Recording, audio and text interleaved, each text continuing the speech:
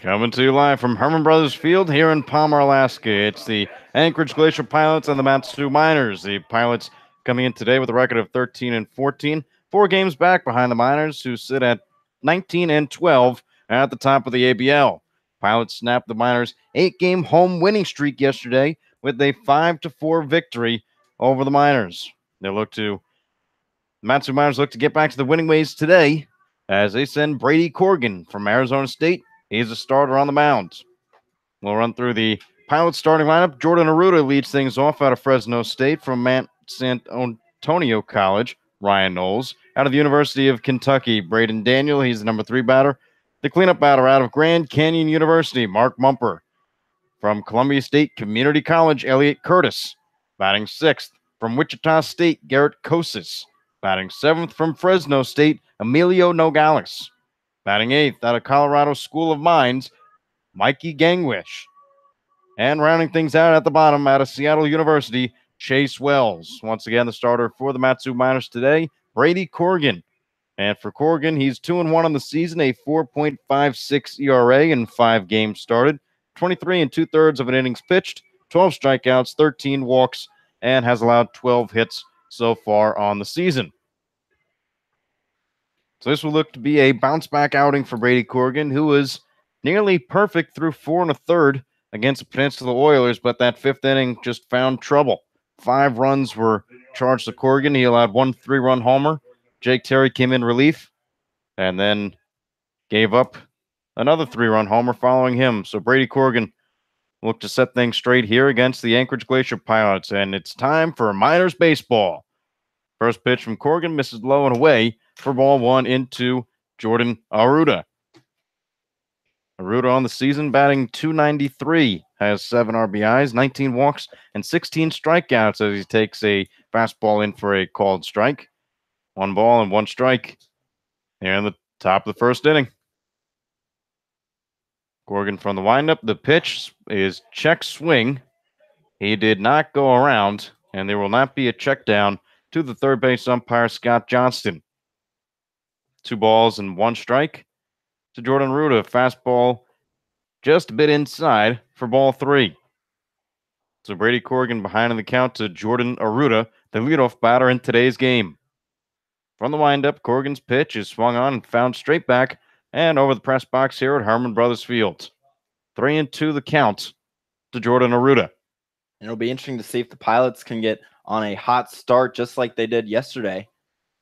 3-2 swung on. This one is lifted out into shallow center field, and it's going to fall. A flare off the bat of Jordan Arruda, and it might not be the double that started things off in yesterday's game, but the leadoff man gets on base back-to-back days. Jordan Arruda on first with a single. Arruda has just been so good in that leadoff spot for the Pilots. .417 on base percentage coming into tonight. Yesterday, he got things going in the first inning and then was the spark plug later in that ball game. He's really been just one of the excellent hitters on this Pilots ball club. So 1 batter, 1 hit, as the number 2 batter, Ryan Knowles, now stands in. Just like the first one, here comes the second one. A ball low and outside for ball 1. Ryan Knowles batting .315 on the season. Doesn't have as many at-bats to qualify for the ABL lead, as the second pitch is a bunt that gets fouled straight back and hits the backstop. 1 ball, 1 strike into Ryan Knowles. Definitely seen that a lot this series. A lot of attempted sack bunts, but really not going well for either team. Knowles 3 RBIs, 4 walks, and has struck out 8 times. A long hold, and now the pitch, a breaking ball that misses low and inside. 2 balls, 1 strike, and nobody out here on the top of the first inning with a runner on first base for the Anchorage Glacier Pilots. Defensive lineman for the Miners in the outfield, Austin Pinarini, Kona Quiggle, and Nick Brooks making his first start in the field as this pitch hits the outside corner.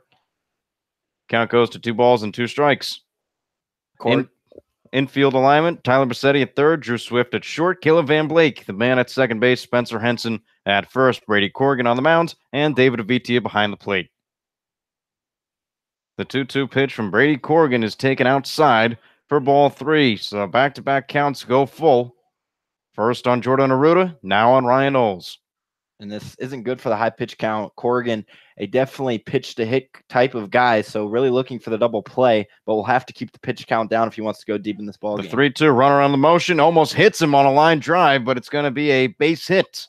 Jordan Arruda having to dance his way out of the line drive as a scary situation could have taken place in front of us, but we're lucky enough not to witness it. So Jordan Arruda almost hit by the line drive off the bat of Ryan Knowles, but it will go down as a single with runners on first and second base and Braden Daniel at the plate. And what a time to have a hit and run. It was definitely risky with the 2 strikes on Knowles, but if Van Blake would have been playing in his normal position, that would have been an easy out. So great strategy there from the Pilots. Back-to-back singles from the Anchorage Glacier Pilots. Runners on first and second base as Corrigan has yet to record an out here in the top of the first. First pitch into Braden Daniels. That bunt's going to be laid down. Corrigan has it. A light toss over to first. Runners move over to second and third. A sacrifice bunt will go down for the number 3 hitter, Braden Daniel, and Mark Mumper now stands in. Yeah, nice execution there from the Pilots. Interesting that they used their 3 batter to bunt the runners over, but nevertheless, it worked. So a strategy for Guido Speedy, the head coach. Doesn't matter where you are in the lineup. You got to lay down a bunt and do baseball right. So Mark Mumper, the right-handed batter, batting .338 on the season, and that does qualify for a lead in the ABL. That's 3rd in batting average.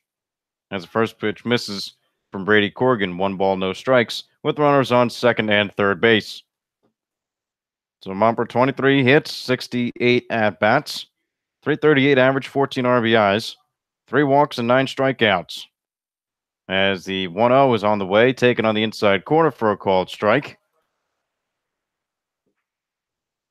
Coaching staff of the Anchorage Glacier Pilots, Guido Speedy, the head coach, Larry McCann, the associate head coach, Shane Moisello, assistant coach, Anthony Gonzalez, assistant coach, and the general manager, Mike Hinshaw. 1-1 count to Mark Mumper. As there are 2 runners in scoring position. The pitch from Brady Corrigan is a ball that bounces in the dirt. A good block from Vitia. Saves a run from scoring. 2 balls, 1 strike, and 1 out. Man, the top of the first inning. Excellent block there by David. Just have to be a brick wall with the runner only 90 feet away, and Vitia has been one of the better defensive catchers in the ABL. 2-1 the count. Mark Mumper at the plate. The pitch from Corrigan is swung on and just fouled off. Ball gets caught up between the legs of home plate umpire Brad Polk. And umpiring today's game, Scott Johnston. He's the third base umpire. Brad Polk behind the plate. Silas Drayden is man on first. Right now he's positioned at second base. 2-2 the count into Mark Mumper. There is no score here in the top of the first inning, but the Pilots are threatening. A runner on second and a runner on third. Jordan Arruda, who led things off, he's on third base.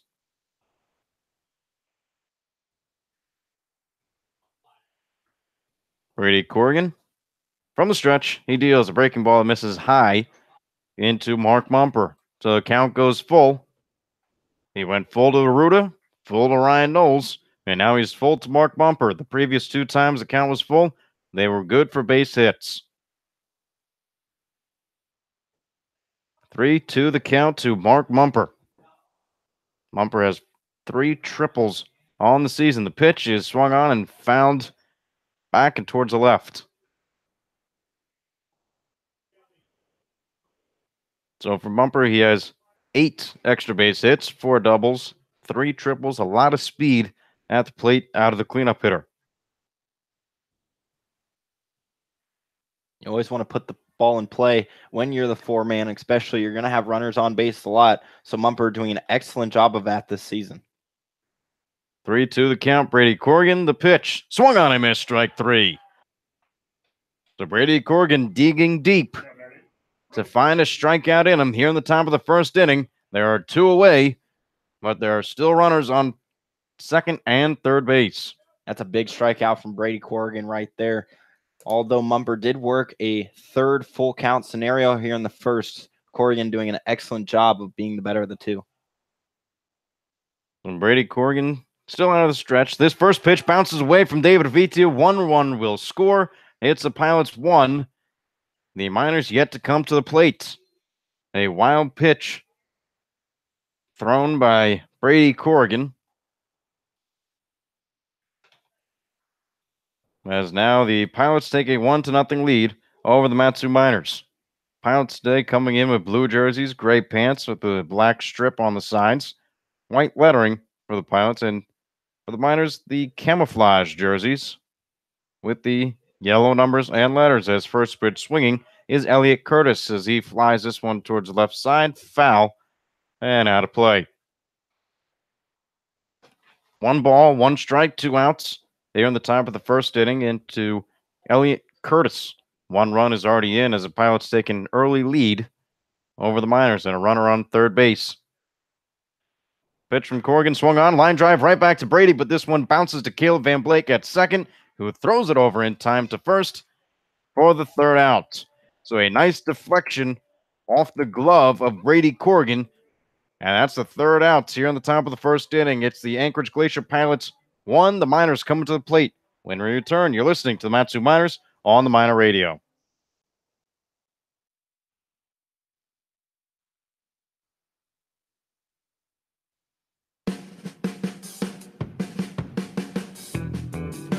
Matsu Miners Internet Broadcast is sponsored by the Napa Auto Parts of Alaska and owner Jim Ruda. Stop into one of your locally owned and operated Napa Auto Parts of Alaska and ask about a Matsu Miners jersey giveaway. So stop in and enter for your chance to win today.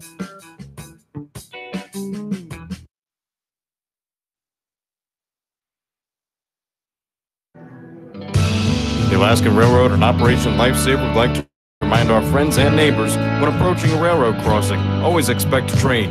Look, listen, live.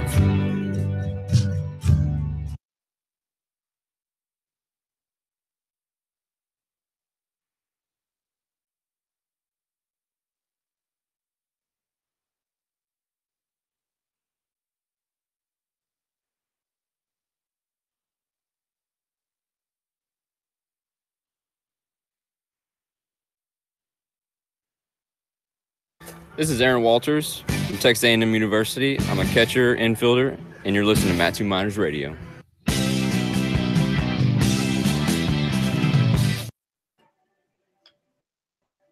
As you just heard, that was Aaron Walters out of Texas A&M. For the second straight day, he will be leading things off for the Matsu Miners, who find themselves in a 1-0 hole as we enter the bottom of the first inning. So it'll be Walters, followed by Caleb Van Blake out of UC Davis. The number 3 batter, the big bat from Oral Roberts University, Spencer Henson. From Gonzaga, the 4 batter, Austin Pianerini, batting 5th. Returning to the lineup out of Grand Canyon University, Kona Quiggle. And batting 6th out of Gonzaga, Nick Brooks, making his second start today. First one in the field, Tyler Bassetti out of the University of Nevada, Reno. He bats 7th. Batting 8th, David Avitia out of Grand Canyon University. And batting 9th, Drew Swift to round things out. The start on the mound for the Anchorage Glacier Pilots is Joe Fitka. Fitka will look to go longer than the starter yesterday, as Tyler McAllister only went 1 inning as he got injured to end the bottom of the first.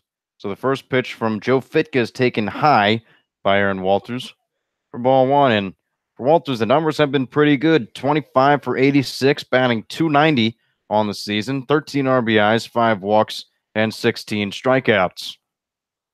Fitka pitching from the stretch. The second fastball misses high and away for ball 2.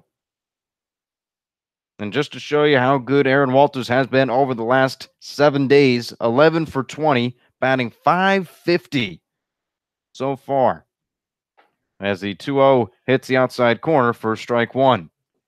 So Aaron Walters really red hot coming into today's game.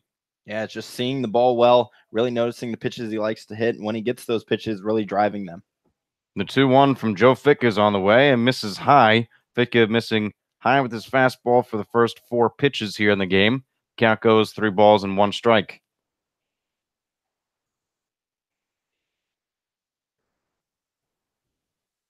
Three one the count. The pitch to Aaron Walters swung on, ground ball over to first, takes a high bounce before the first baseman Emilio Nogales is able to handle it in time for the first out. Defensive alignment for the Pilots: Daniels in left, Chase Wells in center, Elliot Curtis, he's in right field, Jordan Arruda, Mark Bumper, Ryan Knowles, and Emilio Nogales, the infield from left to right, Joe Fitka on the mound, and Mikey Gangwish behind the plate. Walters retired on a 3 unassisted to start the game off for the Matsu Miners as Caleb Van Blake now stands in. First pitch is a high chopper over to first, almost gets Nogales slipping at the dirt, but he's able to recover. Fitka was covering first base. It's a 3-1 putout. So quickly here in the bottom of the first inning, Joe Fitka is going through the minors, but now he'll have to deal with Spencer Henson, who, if you remember yesterday, his first at-bat blasted it all over the left field wall, 342 into the trees. Spencer raising his batting average up to now 356 and is tied for first in the ABL in RBIs with 21. As Joe Fitka is ready to pitch to him, and fastball misses low and inside, and Henson thought that might have hit him. Home plate umpire Brad Polk will say, no, come back. You still get an at-bat, but Henson's smiling. You know, he wants to hit. He's one of those guys who's locked in right now and really wants to show everybody what he can do. Yeah, and I think that ball just went off Gangwish's equipment and then may have nipped Henson on the foot, so he was trying to play it off. 1-0 the count. The pitch high and inside to Spencer Henson. 2 balls, no strikes, and 2 outs here in the bottom of the first inning. Pilots got a 1-0 lead in the top half of the inning.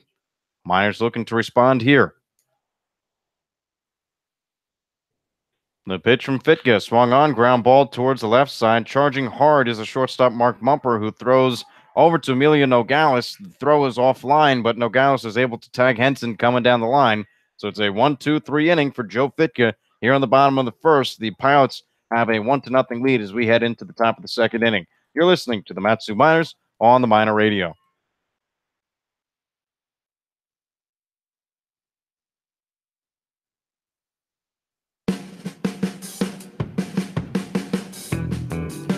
Matsu Miners Internet Broadcast is sponsored by the Napa Auto Parts of Alaska and owner Jim Ruda. Stop into one of your locally owned and operated Napa Auto Parts of Alaska and ask about a Matsu Miners jersey giveaway. So stop in and enter for your chance to win today.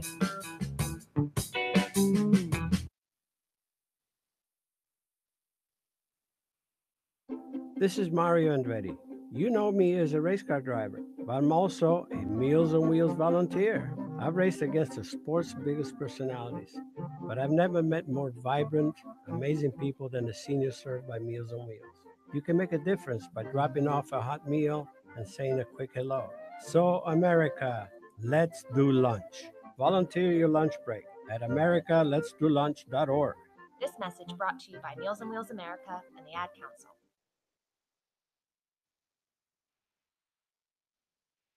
Hi, I'm Brady Corrigan, right-handed pitcher from Arizona State, and you're listening to Matsu Miners Radio. It's the top of the second inning. Garrett Kosas will lead things off for the Pilots, as the Pilots do have a 1-0 lead over the Matsu Miners. That came off of a pass ball from Corrigan to David Avitia. Jordan Ruda led things off. He came around to score as the first pitch into Kosas is away for ball 1. Garrett Kosas on the season, 8 for 31, 258 average as pitch misses from Corrigan. 2 balls, no strikes, nobody out. 6 RBIs, 8 walks, 13 strikeouts. For the designated hitters, he swings through this one. 2 balls and 1 strike now, the count.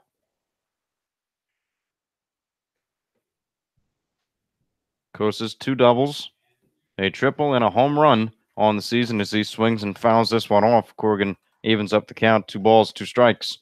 I tell you what, Brady Corrigan saw his life flash through his eyes with that last batter to end the first inning, and Curtis just absolutely flung the leather in front of his face, and luckily it went in their favor. As Kostas is swinging and fouls it off towards the right side, over by the Miners bullpen, who will trot over near the fence, find a lucky fan, and somebody will go home with a souvenir today as the count is 2-2. The pitch is swung on and fouled off by Kostas. That is now 3 straight foul balls off the bat of Garrett Kostas, who stands in with a 2-ball and 2-strike count. Nobody out. Here in the top of the second, the pitch from Corrigan is on the inside corner for strike 3 called. Brad Polk ringing up Garrett Kostas. That's a second strikeout on the day for Brady Corrigan. The first here in the top of the second inning. Just an absolutely beautiful pitch there from Brady Corrigan, locating that fastball in the inner part of the plate. A real tough pitch to hit, even if Kostas decided to swing. Now batting Emilio Nogales, as he made a nice leaping catch to catch Mark Mumper's throw to tag out Spencer Henson to end the first inning as he grounds one over to third base. A high hop for Tyler Bassetti, who gets a little looper of a throw, but the throw gets there in time for the second out here in the top of the second inning. So this inning going much better for Brady Corrigan compared to the first. As the first inning, he allowed 2 hits and then a run off of a pass ball. Now batting Mikey Gangwish, who takes a fastball outside for ball 1. Gangwish only has 3 hits on the season in 40 at-bats. Second pitch is swung on, fouled straight to the backstop. 1 ball, 1 strike. The count to Gangwish. Batting .075. 2 RBIs, 4 walks, and 14 strikeouts as now the count goes to 1 ball and 2 strikes thanks to the foul ball that went left and out of play. Gangwish also does not have any extra base hits so far in this season. As 1-2 is on the way, swung on in a high fly out over into right field. Ranging under it is Nick Brooks, who makes the catch. A 1-2-3 top of the second inning for Brady Corrigan. We're heading into the bottom of the second. The Anchorage Glacier Pilots have the lead. It's 1-0 Pilots over the Miners here on Matsu Miners Radio.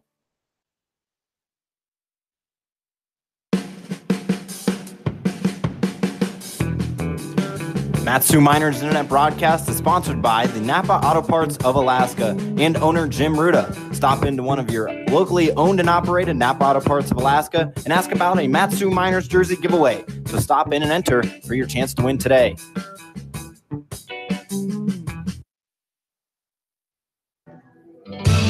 The Alaska Railroad and Operation Lifesaver would like to remind our friends and neighbors when approaching a railroad crossing, always expect a train. Look, listen, live.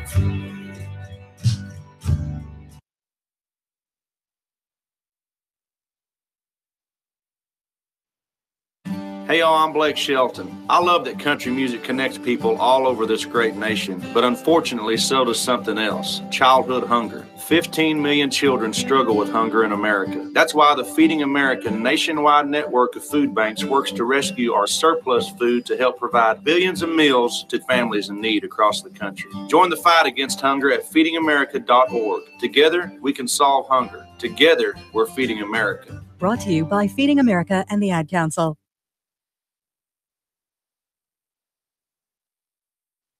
Hey, I'm Tyler Bassetti. I'm from Nevada, Reno, and you're listening to Matsu Miners Baseball.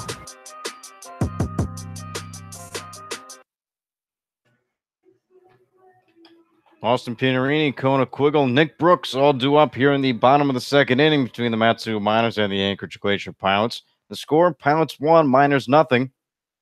As the Miners look to change that here in the bottom of the second. A nice 1-2-3 inning from Brady Corrigan in the top half of this inning. As Austin Pianarini stands in from the left side. Pianarini, 25 for 88, good for a .284 average, 20 RBIs, 9 walks, 13 strikeouts, has an on-base percentage of .364. He's doing a nice job getting on the base pass as the first pitch from Joe Fitka is on the way and misses high with a fastball. Fastball does not seem to be very lively Might be a little slower than we'd seen compared to other pitchers in the league, but it's getting the job done so far. The 1-0 is high and away. 2 balls, no strikes, nobody out here on the bottom of the second.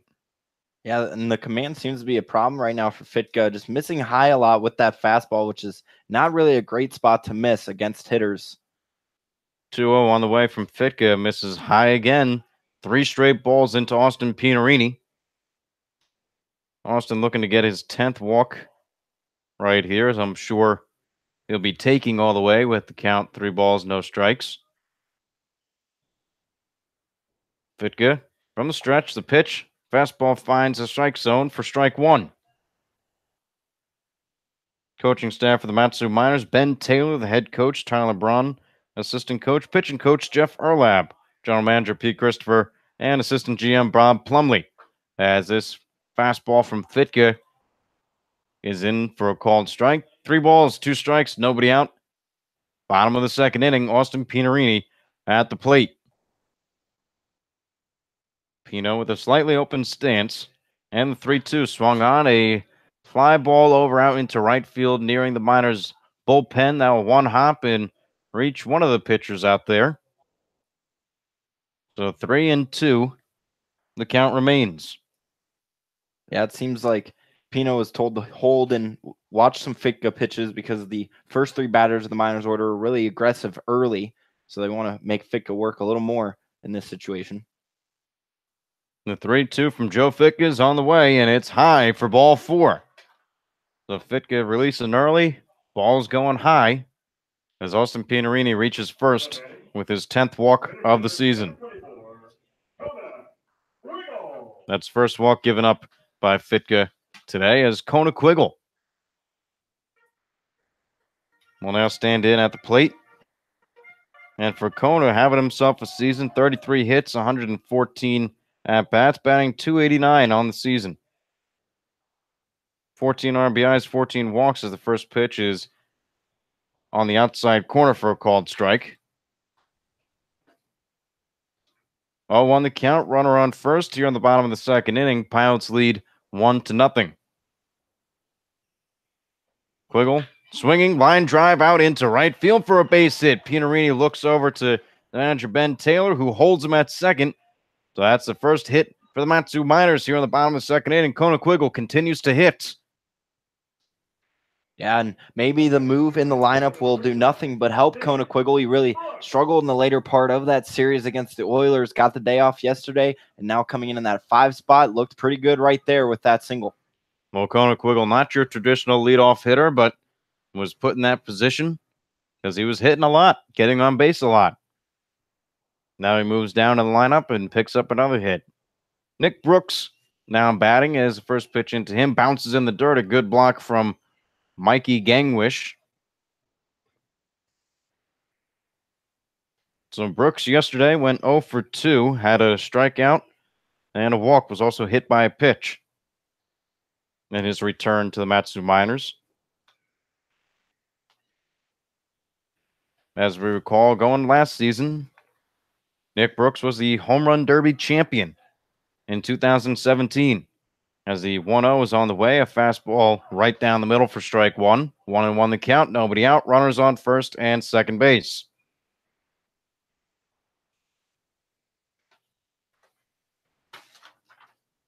And for Nick Brooks last season with the Miners, had 29 hits and 102 at-bats, batted .284. 11 RBIs, 18 walks, 32 strikeouts. As a pitch, this one is a jam job that's flared over towards the right side. Moving into foul territory was Emilio Nogales, who could not get it. 1 ball, 2 strikes the count into Nick Brooks, who during his college season at Gonzaga had 36 hits and 127 at-bats, batted .283, 20 RBIs, 7 walks, and had 42 strikeouts. Graduated from Gonzaga. So this is his last year of eligibility here in the ABL. 1 ball, 2 strikes from Joe Fitka into Nick Brooks. The pitch swung on and just fouled off. A foul tip that went in and then out of the glove of Mikey Gangwish. And Nick Brooks stays alive. 1 ball and 2 strikes with nobody out here in the bottom of the second inning. Runners on first and second base.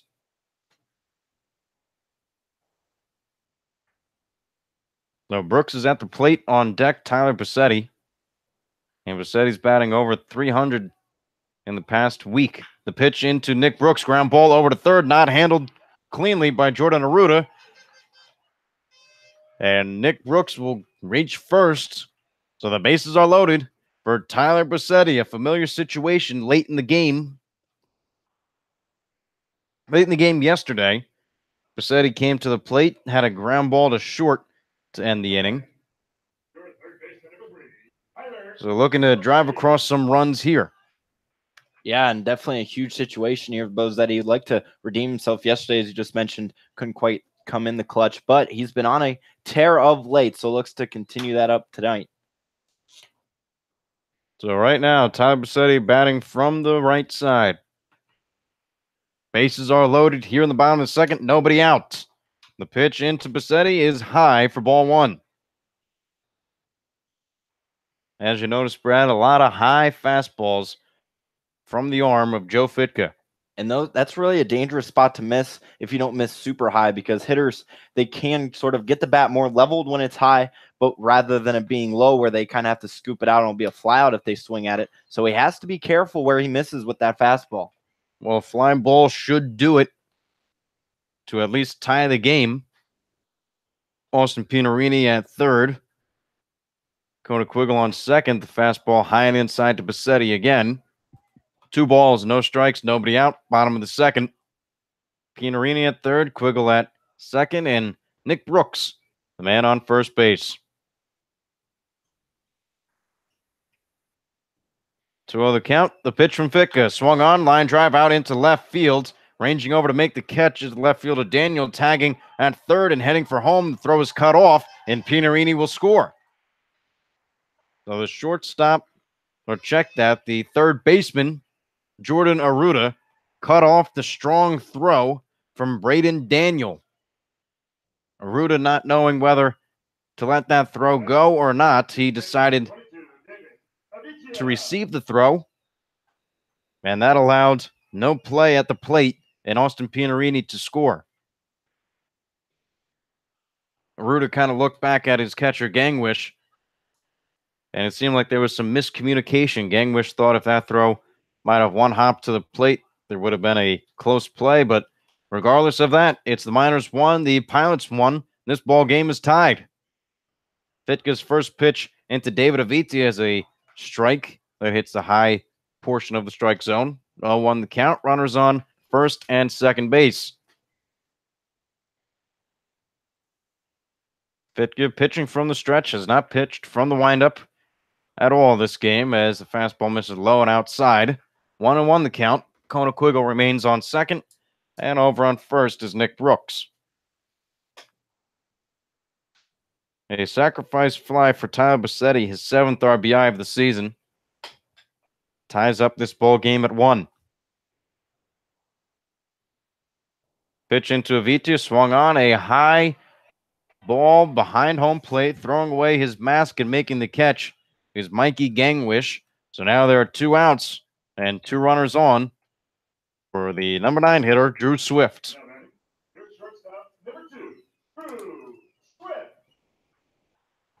The Miners have brought across the tying run already here in the second, but would like to get more, considering that the bases were just loaded. So Drew Swift, over his last 7, batting .200, has 5 hits and 25 at-bats over that period. During the season, batting .204, 22 for 108, 12 RBIs, 8 walks, and 21 strikeouts as the first pitch misses for a ball into Drew Swift from Joe Fitka.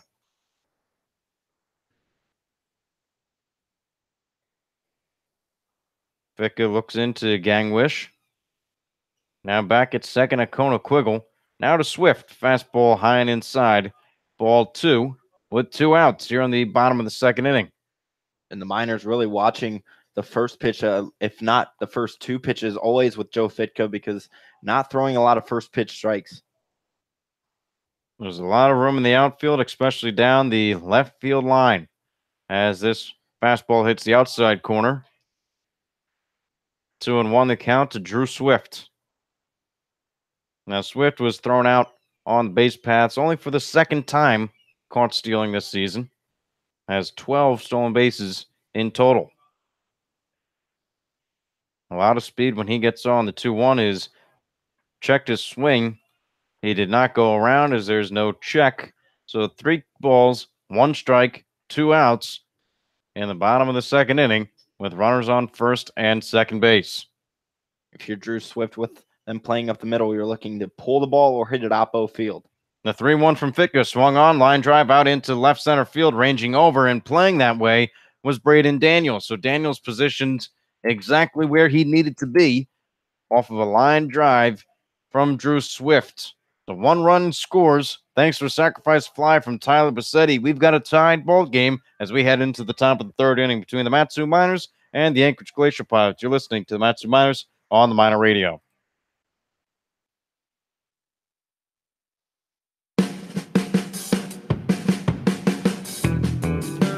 Matsu Miners Internet broadcast is sponsored by the Napa Auto Parts of Alaska and owner Jim Ruda. Stop into one of your locally owned and operated Napa Auto Parts of Alaska and ask about a Matsu Miners jersey giveaway. So stop in and enter for your chance to win today.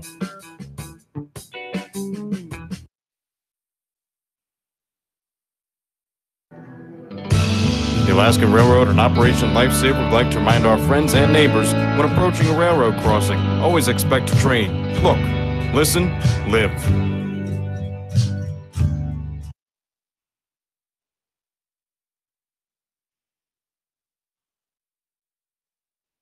Hi, I'm Brady Corrigan, right-handed pitcher from Arizona State, and you're listening to Matsu Miners Radio.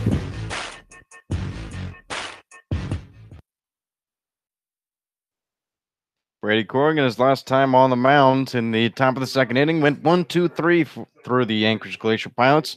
As we'll see Chase Wells, the 9 batter. Then we'll go to the top with Jordan Ruda and Ryan Knowles. Chase Wells, 6 for 34 on the season, batting 176 as he takes a fastball for a called strike. No balls and 1 strike to count. 5 RBIs, 1 walk, and 9 strikeouts for the center fielder Chase Wells as this one misses low for ball 1.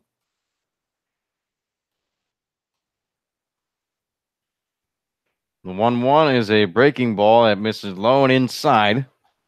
Charging in on the play was Tyler Bassetti, as he might have thought that a bunt situation could arise, but the 2-1 is swung on and fouled off over the dugout of the Anchorage Glacier Pilots. 2-2 the count. Into Chase Wells. Corrigan pitching from the windup. And the offering is fouled off along the left side, and this one does ground ball over towards the Pilots dugout. 2-2 the count from Brady Corrigan to Chase Wells. A long look in to the plate, shaking off David Avitia. And now he's ready from the windup. Corrigan's pitch is taken all the way, but for a ball. Just inside from Brady Corrigan to Chase Wells. The 3-2 taken inside for strike 3 called. The last pitch missed inside. That one did not miss. Brad Polk ringing up Chase Wells. Strike 3 called. The 3rd strikeout on the day for Brady Corrigan, as we'll see the top of the lineup coming around. It's Jordan Aruda, who led things off with a single off of a full count his first time up. As quickly working as Brady Corrigan, the curveball gets over for a strike. No balls, 1 strike, and 1 out here in the top of the 3rd inning with a tie ball game between the Miners and the Pilots. The 0-1 is another breaking pitch that bounces off a home plate and off the chest pad of David Avitia. 1-1. And Corrigan, a guy normally that pitches the batters to hit, will mean that he has good command. So when he does strike out guys, more times than not, it's going to be looking. 1-1 to Aruda is on the outside corner for a called strike. So Brady Corrigan dialed in here. 1-2. Keeping in rhythm, Corrigan's pitch is high and inside. Almost got Aruda to check swing. He holds his bat up by his ear. 2-2 the count. The pitch swung on and missed. Strike 3. So Brady Corrigan, not really known for his strikeout, make that his 4th on the day. He struck out Chase Wells looking. Now he strikes out Jordan Aruda on the swing.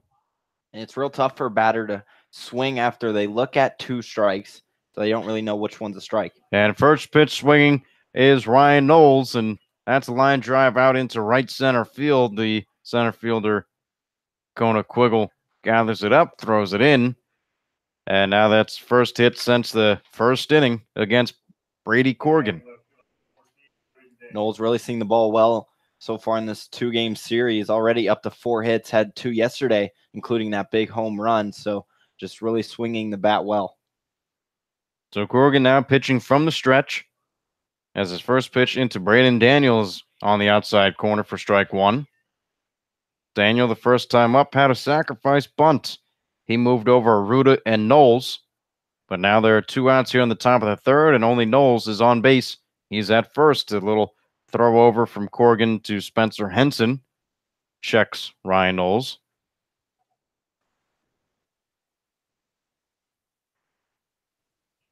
In the last game, Braden Daniel yesterday went 1 for 4 as he swings through this Brady Corrigan pitch. No balls and 2 strikes. Besides 1 for 4, not much else going for Daniel. No balls, 2 strikes. The pitch from Brady Corrigan high and away for ball 1. A good waste pitch from Corrigan as he does not want to miss in the strike zone ahead in the count. No balls and 2 strikes. So the count goes to 1 ball and 2 strikes with 2 outs here in the top of the 3rd inning. Corrigan's pitch swung on. This one's flared over the third baseman, but Bassetti, what a play. Tyler Bassetti got a excellent read. Moving back into the outfield, he makes an over-the-head basket catch. And when I say over the head, I mean literally a couple inches over his head before that hit his glove. It was a flare shot off the bat of Braden Daniel, but what a play. Tyler Bassetti. After the inning, no runs, 1 hit, 1 left on base. The game is still tied at 1 between the Matsu Miners and the Anchorage Glacier Pilots. We're going to the bottom of the 3rd when we return here on Matsu Miner Radio.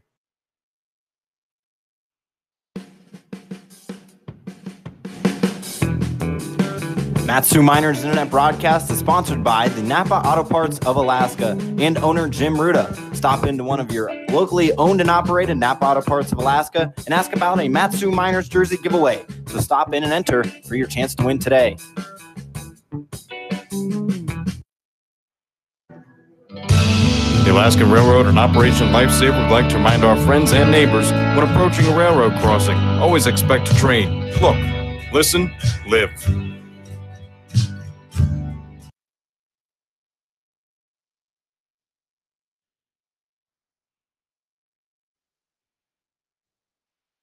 It's Josh Hatcher here, infield outfield from Mississippi State University, and you're listening to Matsu Miners Radio. Josh Hatcher getting a day off today as he's played in every game since he's arrived in a Matsu Miner uniform. As now we'll have the top of the lineup for the Matsu Miners. Aaron Walters leading things off. Walters grounded back to first base. It was a 3U in your scorecard if you're keeping score at home. As this ball game is tied between the Miners and the Pilots. 1 run in the first off of Corrigan for the Pilots, and 1 run in the bottom of the 2nd for the Miners, thanks to a sacrifice fly from Tyler Bassetti. Looks like a ball was left behind the backstop. Josh Haley, the starter, running back and retrieving the ball, or whatever that may be. That is out from our view. And it does appear to be something. First pitch into Walters is taken on the outside corner from Joe Fitka for strike 1.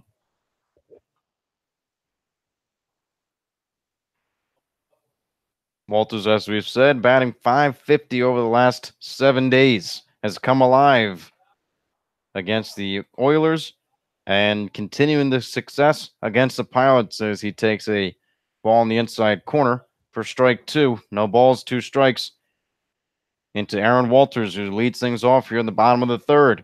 The pitch from Joe Fitka swung on and fouled off as Walters stays alive at the plate. 0-2 the count. Nobody out. Bottom of the 3rd. Walters just with a real sweet swing, so it was only a matter of time before he started to come around. Walters had 2 hits in yesterday's game as Joe Fitka appears to be ready, and he is. The 0-2 is taken in the dirt for ball 1. Walters yesterday, 2 for 5, was one of the runs scored out of 4. As his average coming into today was 290. In the system, we understand that it says 25 for 89, but a scoring error against the Pilots early on in the season has yet to be fixed, but we're working on it. We've got it correct, and the 1-2 also bounces inside and off the chest pass of Gangwish. 2 balls and 2 strikes. And we got to make sure that everything's correct for the showcase games that are coming up on Friday and Saturday. On Friday, we'll face the Oilers at Mulcahy Stadium in Anchorage, and then on Saturday, it's the Anchorage Bucks. Following that up is the All-Star game, so we want to make sure the official scoring is correct. The 2-2 swung on, line drive down the right field line, but foul, and into the Miners dugout, or Miners bullpen, right down the right field line. 2-2 the count to Aaron Walters. Real nice at bat here from Walters. Went down early, has been fouling off pitches, taking ones that he needs to. So just an excellent way to work Fitka. The 2-2 inside and in the dirt. All 3 balls have come in that same area. 3-2 the count with nobody out here in the bottom of the 3rd inning. And that is a much better spot to miss if you're a pitcher rather than miss high. So not surprising that Fitka is doing this. Must have talked to his pitching coach on ways to miss. The 3-2 from Joe Fitka is swung on and popped up in the infield. Along on the right side, first baseman Emilio Nogales calls everybody off, makes the catch, and that's the first out here in the bottom of the 3rd inning as the Miners and Pilots remain tied at 1, and Caleb Van Blake coming to the plate. Interesting today, there is no sort of wind tunnel going over to right field like we saw yesterday, so not as high of a chance for left-handers to hit it over, but that wind always does steadily blow that way. So if you can get a hang of one, it'll have some added power to it. Van Blake, the first pitch into him, it's a check swing, and he went around. It was going to be called to strike anyway by the home plate umpire, Brad Polk. No balls, 1 strike, 1 out here in the bottom of the 3rd inning. Fitka's pitch. Swung on, a little chopper over towards second base, charging hard is Knowles and throws over to first in time for the 2nd out. A slow ground ball off the bat of Caleb Van Blake. Slowed down in the grass area, but he charges in and gets the ball in time for the 2nd out with Spencer Henson now slowly walking up and getting into the box. And so far, this top 3 of the Miners order not really doing much. Henson looks to change that, however. But so far, normally the top part is the strongest part. Really not doing too well. Henson, of course, led off yesterday's game with the 2-run homer as he stands in here and takes a strike. 2nd at-bat today for Henson. Grounded out to short in his first time. The 2nd pitch on the way is taken high and away for ball 1. 1-1 the count, 2 outs, bottom of the 3rd. And for Henson, had hits in his first 3 at-bats yesterday, a home run, a single, and then another home run, because why not?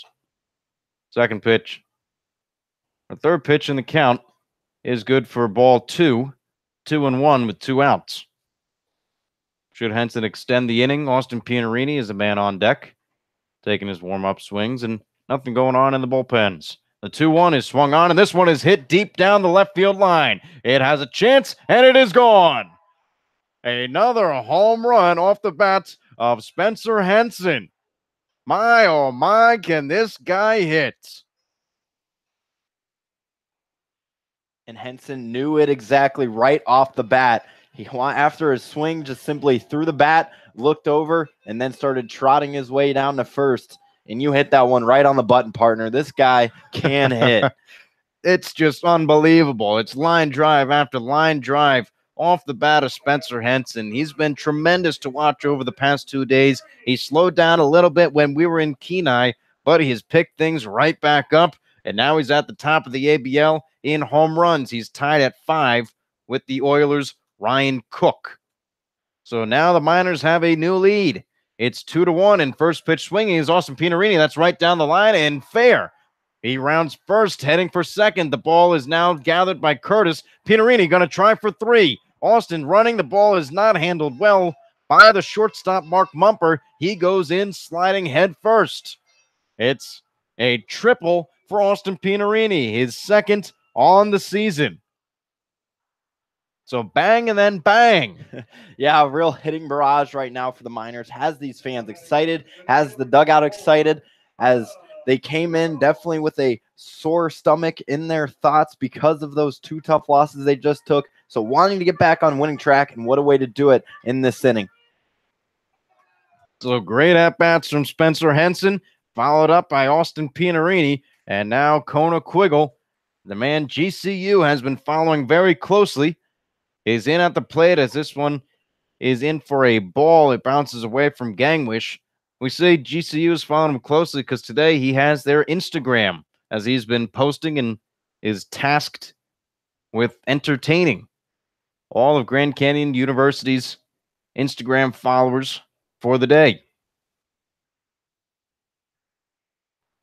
1-0 the count into Kona Quiggle with a runner on third base. The pitch from Fitka is high and away for ball 2.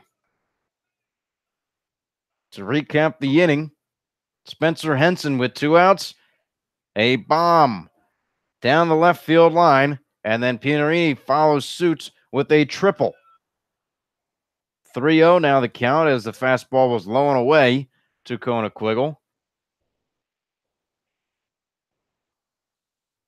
Nick Brooks, the man on deck. 3-0 into Kona Quiggle. He's swinging as he got the green light. It's a fly ball into the left side foul territory. The third baseman, Jordan Aruda, scoots over and makes the catch. So the Miners get a 2-1 lead thanks to Spencer Henson. His third home run in only 2 days. As the Matsu Miners lead 2-1, we're heading into the top of the 4th inning, and we're going to throw it over to Brad Walker for the 4th, 5th, and 6th inning. You're listening to the Matsu Miners on the Miner Radio.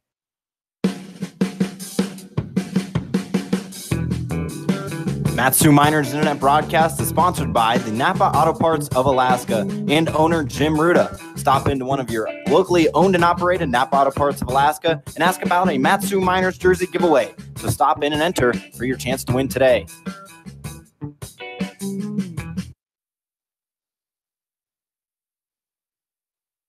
And the Ad Council. This is Mario Andretti.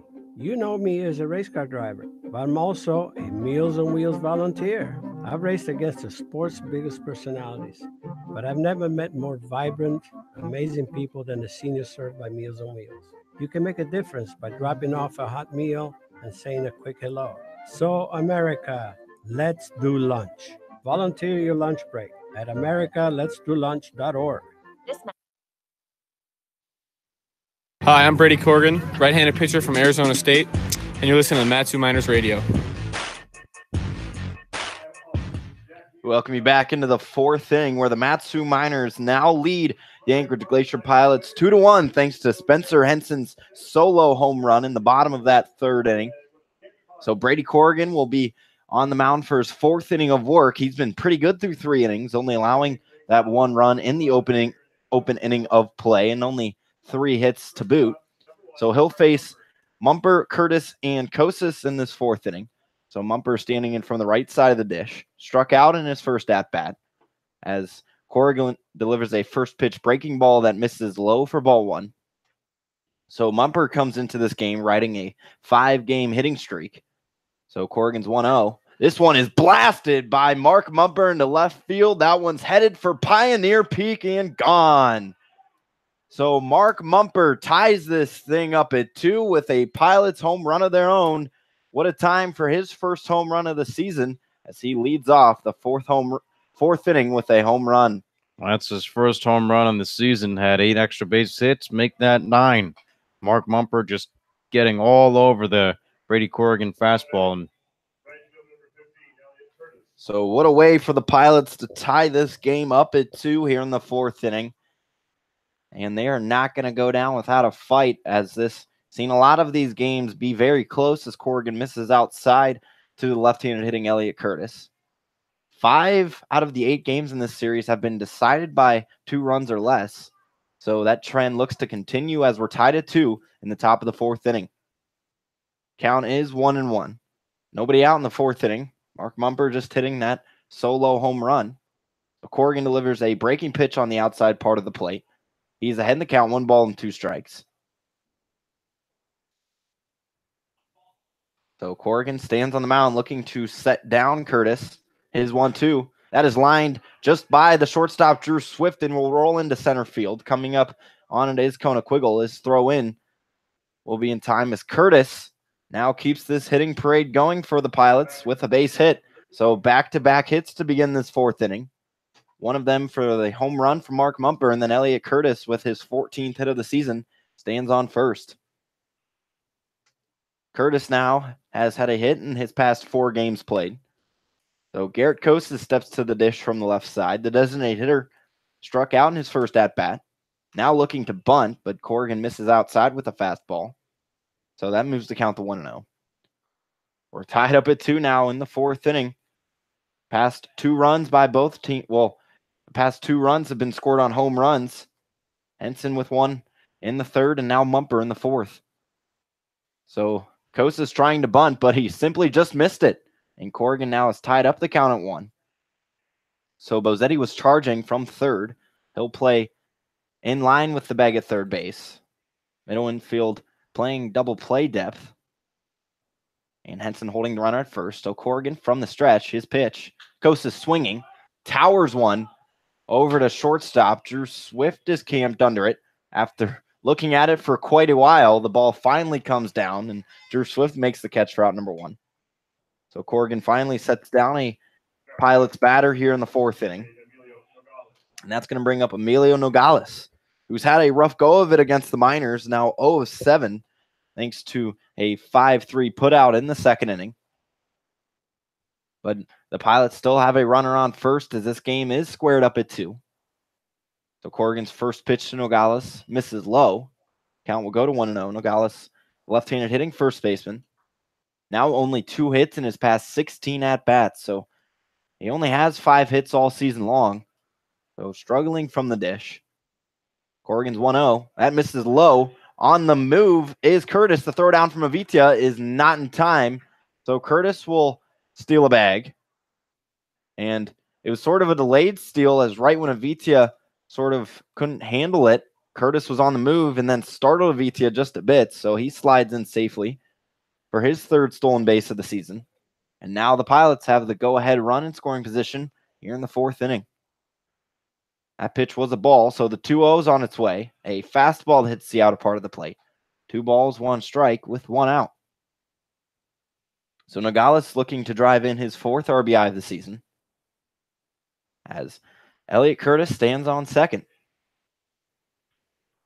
So Corrigan kicks and deals. He'll miss outside with a fastball. Nogales has worked a hitter's count with 1 out here in the top of the 4th inning. The Miners coming in, they've lost 2 in a row as their 8-game home win streak was snapped last night thanks to the Pilots, who have now won 4 out of their past 5 road games. The 3-1 pitch misses high and inside to Nogales. So Brady Corrigan will walk a Pilots batter for the first time tonight.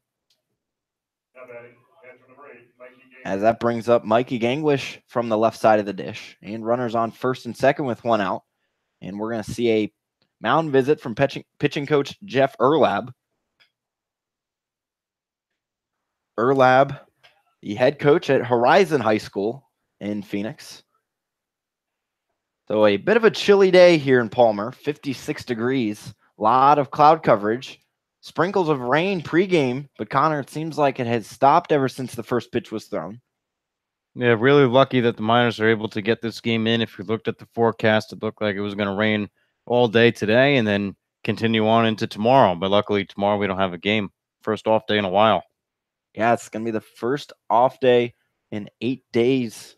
Check that, rather 9 days for the Miners. So they would like to have the off day before having another home game against the Bucks before heading to Mulcahy for the showcase games and the All-Star game.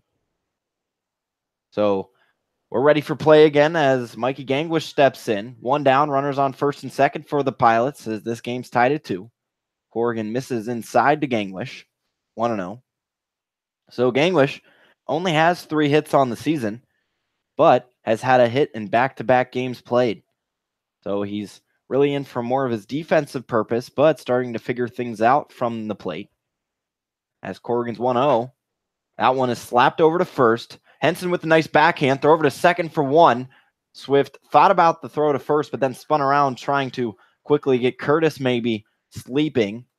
But nevertheless, the Miners do get 1 out, thanks to a 3-6 put out, retiring Nogales for out number 2. Just a great play from Henson. Gets a nice backhand, and he knew he couldn't get to first base, but gets the trail runner here. And now runners on the corners for the Pilots, but Brady Corrigan does have 2 outs here in the top of the 4th inning. Mark Mumper led this 4th inning off with a solo home run to tie the game up at 2. So Brady Corrigan trying to get out of this inning with just 1 run given up. As we've seen a low-scoring game so far. So Corrigan still working from the stretch. His first pitch into Chase Wells misses outside for ball 1. Wells struck out in his first at-bat back in the 3rd inning. And now is just 1 of 7 against the Miners. And only 2 hits in his past 16 at-bats. So Corrigan's 1-0. This one is hit foul and out of play to the left side. So the count will move to 1-1. Wells now with 10 strikeouts on the season. The center fielder looking to come up big, though, for the Pilots and possibly give them a lead as we head into the middle portion of this game. Corrigan's 1-1 is a breaking ball that hits the outside part of the plate. Gangwish was on the move, but Avitia not even bothered by it, as the Miners just focused on the batter right now, trying to get that 3rd out, as that's Gangwish's 2nd stolen base of the season. So now runners on 2nd and 3rd with 2 outs. Game is tied at 2 in the top of the 4th. Corrigan's 1-2 pitch hit right back to him. He'll field it, sprint off the mound, and then underhand toss to Spencer Henson for out number 3. So after Brady Corrigan gives up the leadoff home run to Mark Mumper, gets into a sticky situation, but works out of it. And the Pilots just scoring 1 here in the top of the 4th inning to tie this thing up at 2. We head into the bottom of the 4th on Matsu Miners Radio.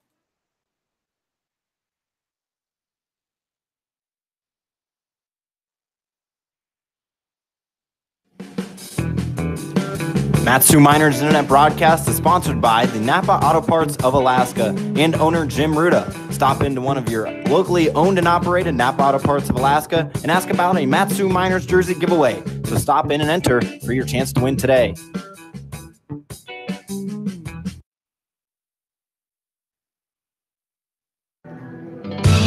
The Alaskan Railroad and Operation Lifesaver would like to remind our friends and neighbors when approaching a railroad crossing, always expect a train. Look, listen, live.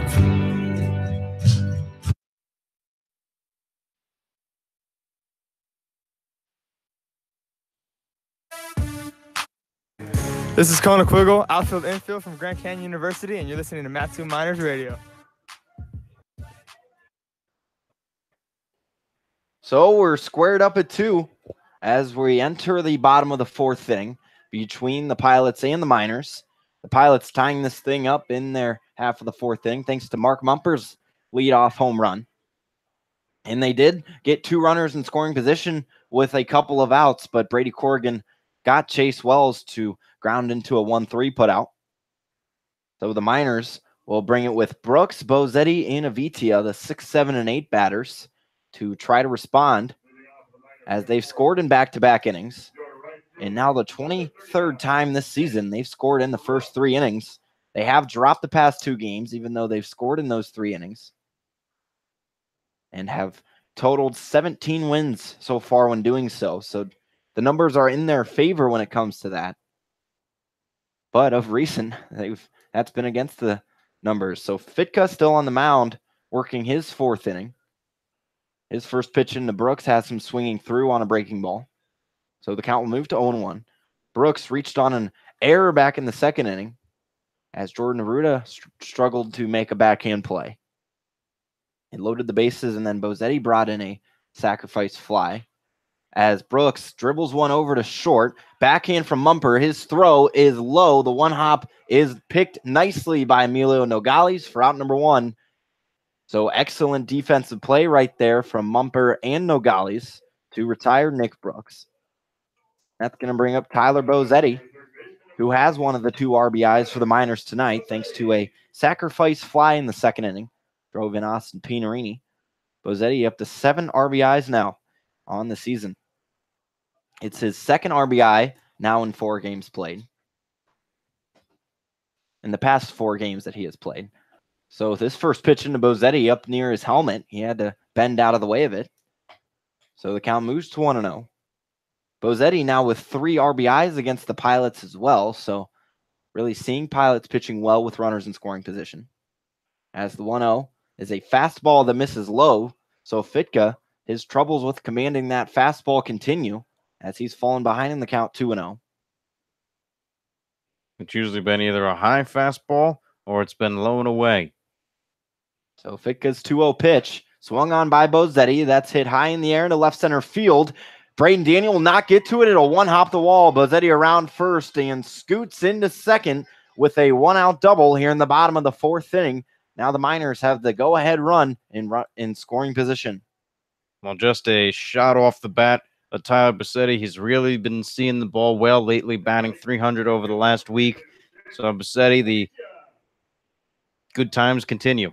It does, and that increases his hit streak to 4, and now is 7 out of his last 20 at-bats and has 8 doubles on the season. So Bozetti was struggling for a bit there in the season, striking out a lot, but now is starting to find his groove here in the past 4 games now as he stands on second with 1 out.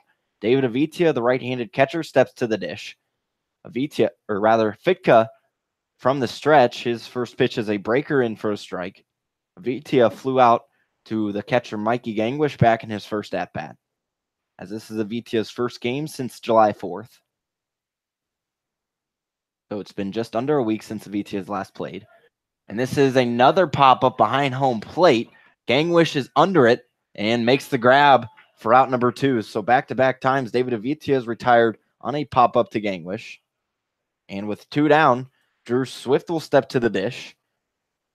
The right-handed hitting shortstop, he flew out to left field in his last at-bat. So Tyler Bozetti still hangs out on second. He had a 1-out double. And this game is tied up at 2 here in the bottom of the 4th. Swifty has some pretty good numbers against the Pilots so far this year. Coming into this game was 5 of 30 with 3 RBIs. So the first pitch to Swift, he's swinging as he skies it in the air just into shallow left field. Mark Mumper calling off the left fielder Braden Daniel and makes the grab for out number 3. So Tyler Bozetti gets a double with 1 out, but he watches 2 more outs be recorded as he's left stranded. And we're still tied up at 2 as we head into the 5th inning on Matsu Miners Radio.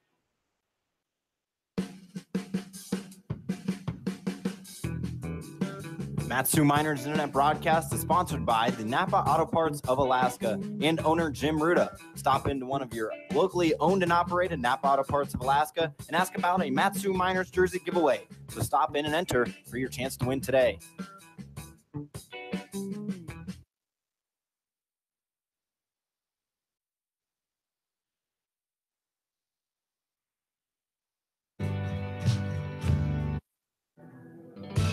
The Alaska Railroad and Operation Lifesaver would like to remind our friends and neighbors when approaching a railroad crossing, always expect a train. Look, Listen, live.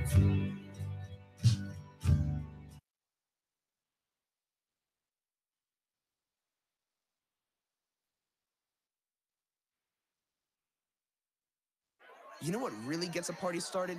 Indoor baseball. Yeah, just find a broom or a pool cue, and you can use like anything as a ball. Cans, bottles, shoes. Hey bro, toss me that avocado. Most party fouls are pretty dumb, but if you decide to drink and drive underage, you could lose your license and your freedom.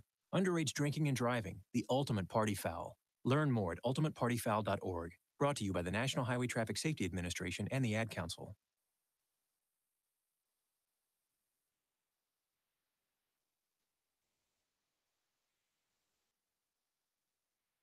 This is David Avitia from Grand Canyon University. I'm a catcher, and this is Matsu Miners Baseball. So Brady Corrigan's day is over as Denver McQuarrie will step on for relief. So Corrigan goes 4 innings, gave up 2 runs off 5 hits, only issued 1 walk, and had 4 strikeouts. And as we're tied up at 2 here, heading into the 5th inning, McQuarrie on the season has appeared in 3 games. His last time he appeared was a start, but he only went 3 1/3 in that start, so he has 4 1/3 innings total pitched on the year with 4 strikeouts, and he has walked 5 with an ERA currently sitting at 4.15, and that is because he has gathered 2 earned runs in total, and those both coming in his last appearance, which was a start. So he looks to shut down as he'll see the top of the Pilots order in Arruda, Knowles, and Daniel. So McQuarrie on the mound, the right-hander from Mississippi State, out of Houston, Mississippi, was a relief pitcher for the most part this season at Mississippi State, made a few starts, but for the most part was coming in for relief. So he'll face Arruda, who's 1 for 2 tonight, struck out back in the 3rd inning, but got things going with a base hit in the 1st and came around to score. So it's back-to-back nights now that Arruda has led off the game with a hit and then come around to score the game's first run. So McQuarrie, his first pitch is a fastball that misses low, 1-0. So the Miners are sitting atop of the ABL currently, 2.5 game lead over the Oilers, as they stand at 9-12 as Arruda fouls it straight back, 1-1. So Arruda came into this game with the 4th best batting average in the ABL at .293, 1 for 2 tonight, so steadily increased as he dribbles this one down the first base line. It rolls foul for strike 2. So McQuarrie ahead in the count, 1-2. And Denver really has struggled with walks so far this season. We mentioned has 5 and only 4 strikeouts. So command was a bit of an issue in his start on July 7th, but still only managed to give up 2 runs. And looking for a longer relief appearance now, coming in for Brady Corrigan, who only goes 4 innings. So Denver McQuarrie looks to set down Jordan Arruda. His 1-2 pitch is on the way. Arruda fouling it back and over the press box, so the count will stay at 1-2. Arruda now has 11 hits against the Miners and 3 RBIs, as he was no hit in 3 out of the prior 6 games coming into tonight. But that trend will not continue, as with that hit back in the 1st inning. So McQuarrie misses inside. The count goes to 2 balls and 2 strikes with nobody out here in the top of the 5th inning. Miners and Pilots are tied up at 2. So McQuarrie from the wind, his 2-2 pitch. Swung and missed by Jordan Arruda. So McQuarrie, his first batter he faces, sets him down on strikes and gets the first out of the 5th inning. Real nice fastball there from McQuarrie to just blow it right by Jordan Arruda. So Arruda now with 2 strikeouts tonight has struck out 18 times on the season. And that's going to bring up the hot-hitting Ryan Knowles. He's 2 for 2 tonight with 2 base hits. As with 8 hits now against the Miners, and has extended his hit streak to 6. 6 games, that is, as McQuarrie misses outside 1-0. So Knowles now, who came in tonight with a .444 batting average in those 5 games, will increase. McQuarrie's 1-0. Barely hits the outside part of the plate, 1-1. Knowles bats from the left side of the dish out of Mount San Antonio College. So McQuarrie, his 1-1 is popped in the air, just softly to short. So taking a few steps back to make the catch is Drew Swift for out number 2. And McQuarrie now has seen 2 Pilot batters and set both of them down, as the Miners going to expect a excellent relief appearance. McQuarrie just stepping on the mound and not afraid to challenge any batters. Just firing in the fastball, hitting the zone, and getting the job done. As the Miners pitching hasn't been too great of late, but they're still ahead of the ABL with a 2.77 ERA. As McQuarrie's first pitch into Braden Daniel nails the outside part of the plate, 0-1. And they're all still holding opponents to hitting 204 against them. McQuarrie's 0-1 pitch is slapped foul and out of play to the left side. So the count's at 0-2, McQuarrie ahead. He's looking to set down a second Pilot on strikes. Braden Daniel, the switch hitter, batting from the left side against the right-hander McQuarrie. His 0-2 misses well inside as Daniel hops out of the way of that one. 1 ball, 2 strikes, 2 outs, top of the 5th inning. We're all tied up at 2. Braden Daniel tonight is 0 for 1. He had a sac bunt back in the 1st inning, and then in the 3rd inning, flew out to the third baseman Bozetti, who made that nice running play. So McQuarrie misses a pitch well outside as the count goes to 2-2. So Bozetti ending that top of the 3rd inning on an exciting note. Made the nice basket catch over his head. So McQuarrie takes a big, deep breath and is ready to deliver his 2-2 pitch. This one is grounded over to Caleb Van Blake, who takes it on a couple hops and tosses over to first for out number 3. So Denver McQuarrie comes in, sets down the Pilots in order, and we're tied up at 2 as we head into the home half, the 5th inning on Mat-Su Miners Radio.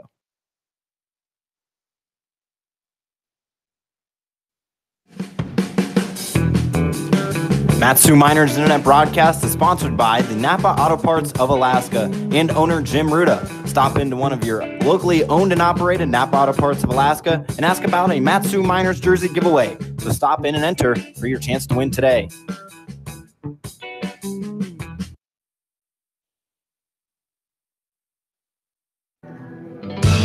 The Alaska Railroad and Operation Lifesaver would like to remind our friends and neighbors when approaching a railroad crossing, always expect a train. Look, listen, live.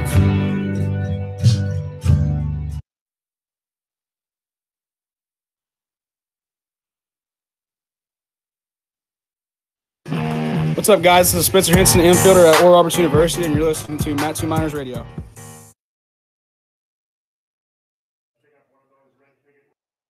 Oh. Did you turn that all the way down?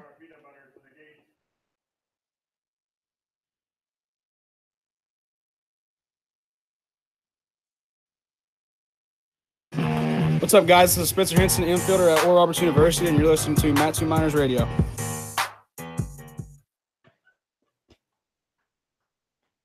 We're back at Herman Brothers Field in this bottom of the 5th inning after Denver McQuarrie comes in and sets the Pilots down 1-2-3.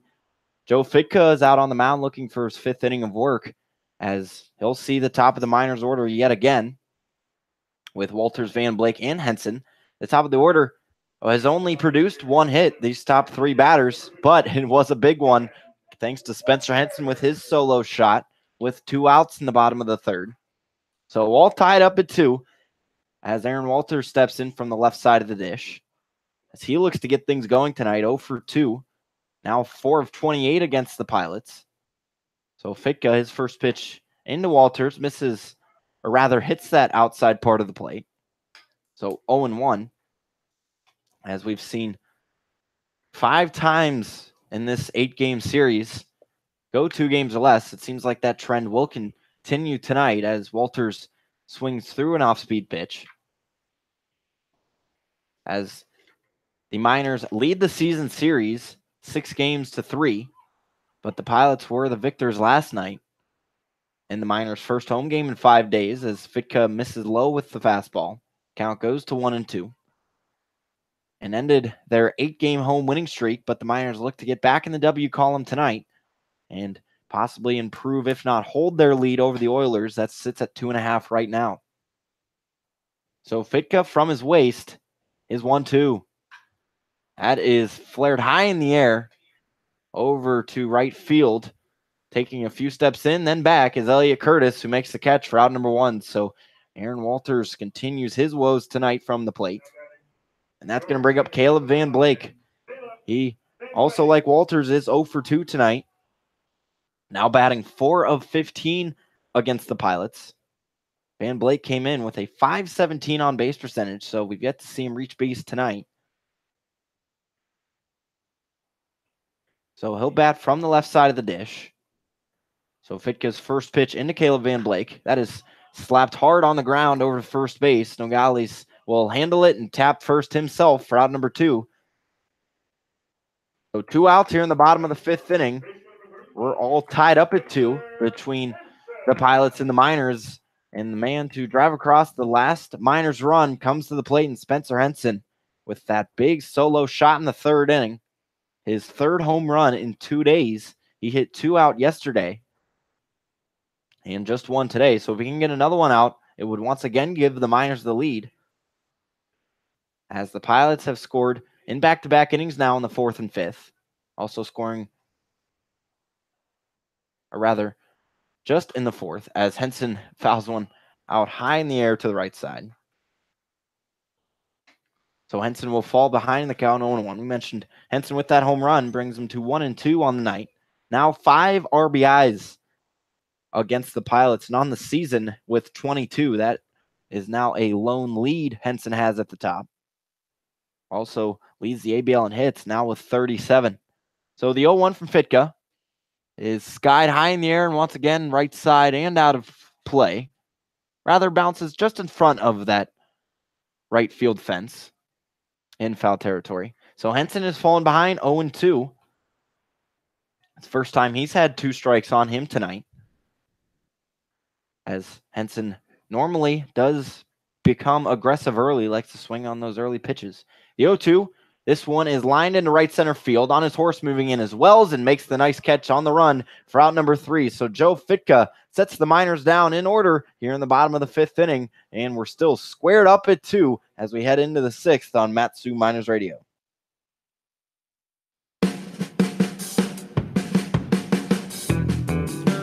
Mat-Su Miners Internet broadcast is sponsored by the Napa Auto Parts of Alaska and owner Jim Ruda. Stop into one of your locally owned and operated Napa Auto Parts of Alaska and ask about a Mat-Su Miners jersey giveaway. So stop in and enter for your chance to win today.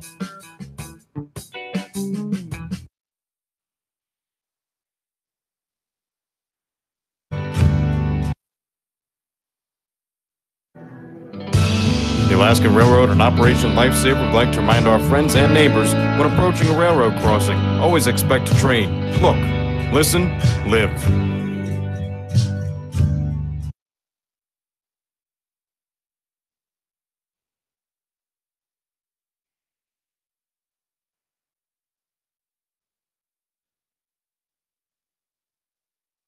Swift, infielder from Arizona State University, and you're listening to Mat-Su Miners Radio.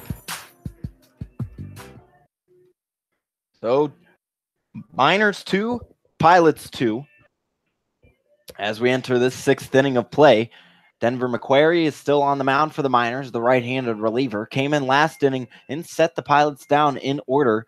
So he did a nice job last inning, looking to do the same right now as he'll face Mark Mumper, Elliot Curtis, and Garrett Kosas.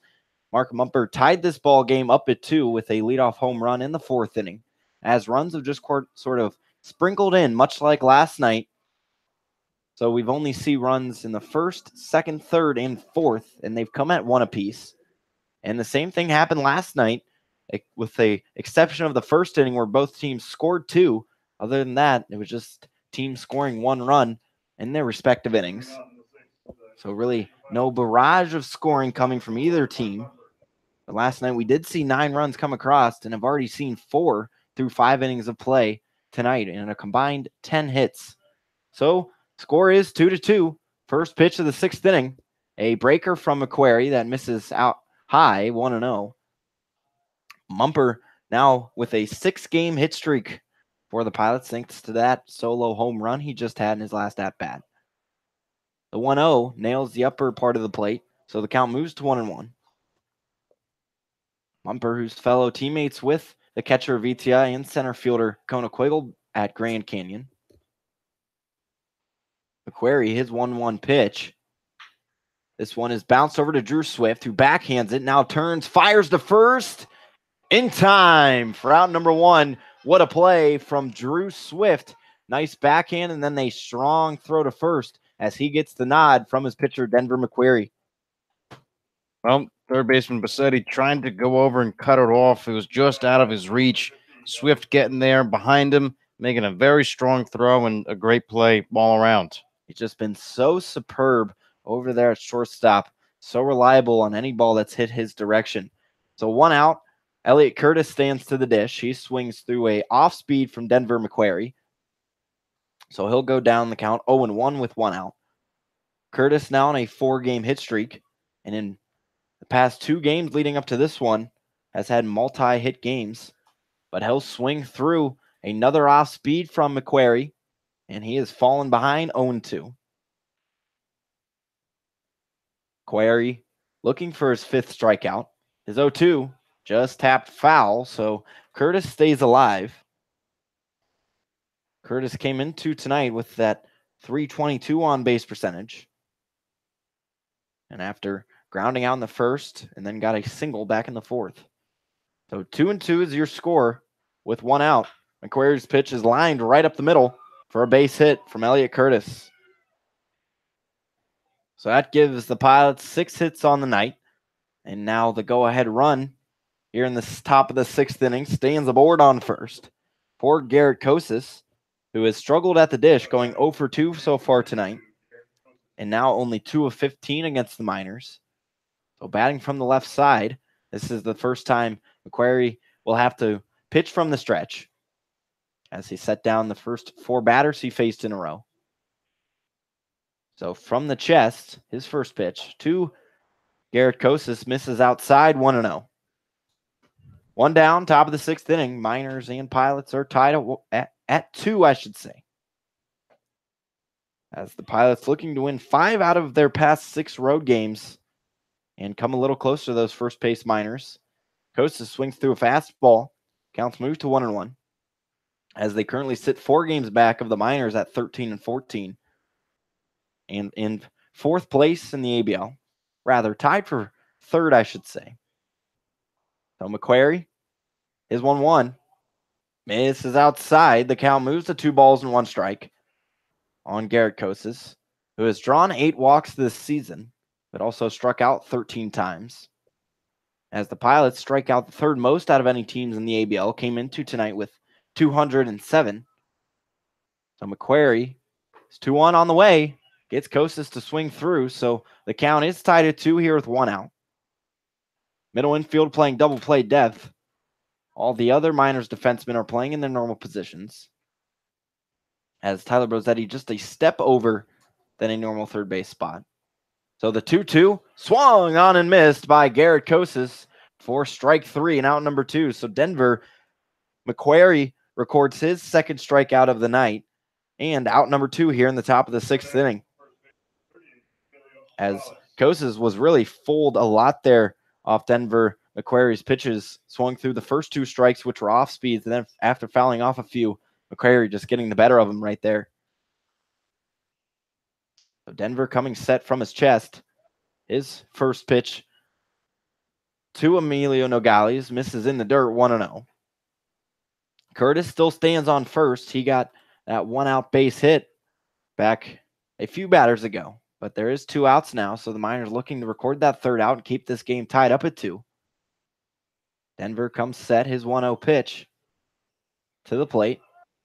Man is on the move. The throw down from Vitia is just off the mark. So Caleb Van Blake, who was covering second, could not reach over in time. And Elliott Curtis has snagged his third stolen base of this. Check that, fourth stolen base of the season. And has stolen 2 tonight.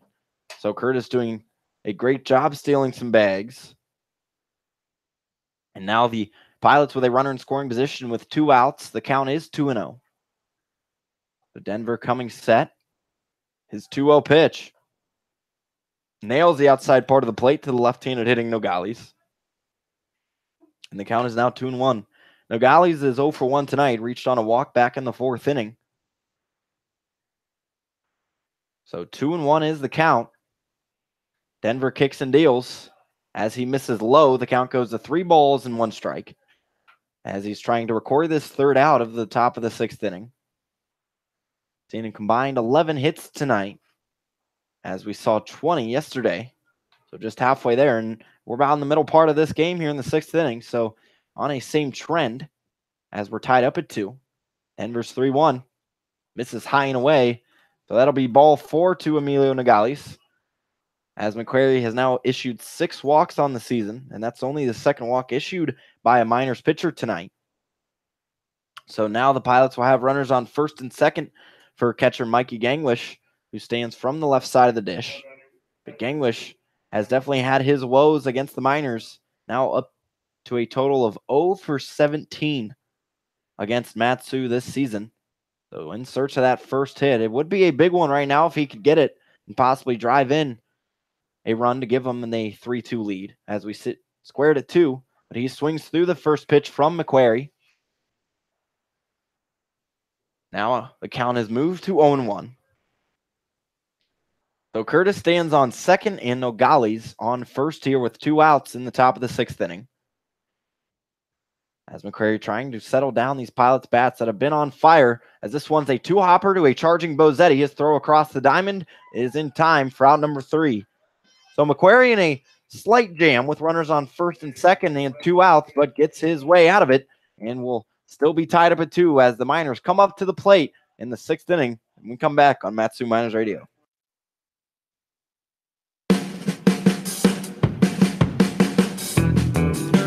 Matsu Miners Internet broadcast is sponsored by the Napa Auto Parts of Alaska and owner Jim Ruda. Stop into one of your locally owned and operated Napa Auto Parts of Alaska and ask about a Matsu Miners jersey giveaway. So stop in and enter for your chance to win today.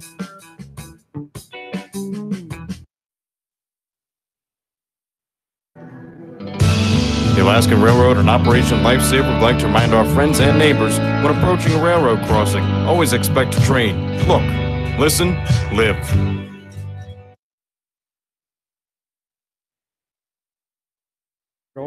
This message brought to you by Neil. This is Mario Andretti. You know me as a race car driver, but I'm also a Meals on Wheels volunteer. I've raced against the sport's biggest personalities, but I've never met more vibrant, amazing people than the seniors served by Meals on Wheels. You can make a difference by dropping off a hot meal and saying a quick hello. So, America, let's do lunch. Volunteer your lunch break at americaletsdolunch.org. This message brought to you by Meals on Wheels America and the Ad Council.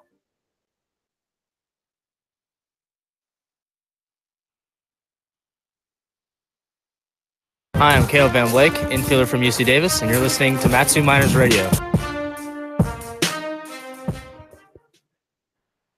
And we see a new pitcher on the mound for the Pilots as this game is tied up at 2 heading into the bottom of the 6th inning. Right-handed thrower Brandon Moore out of Fullerton College.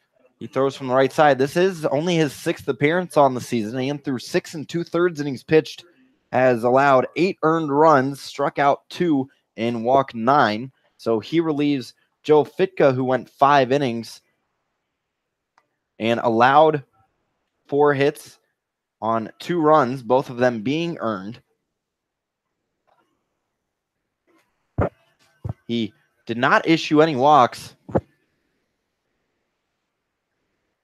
did Joe Fitka. So both starters tonight will be going down with no decisions, as Corrigan did not go long enough to possibly get a decision, and Fitka comes out with this game tied.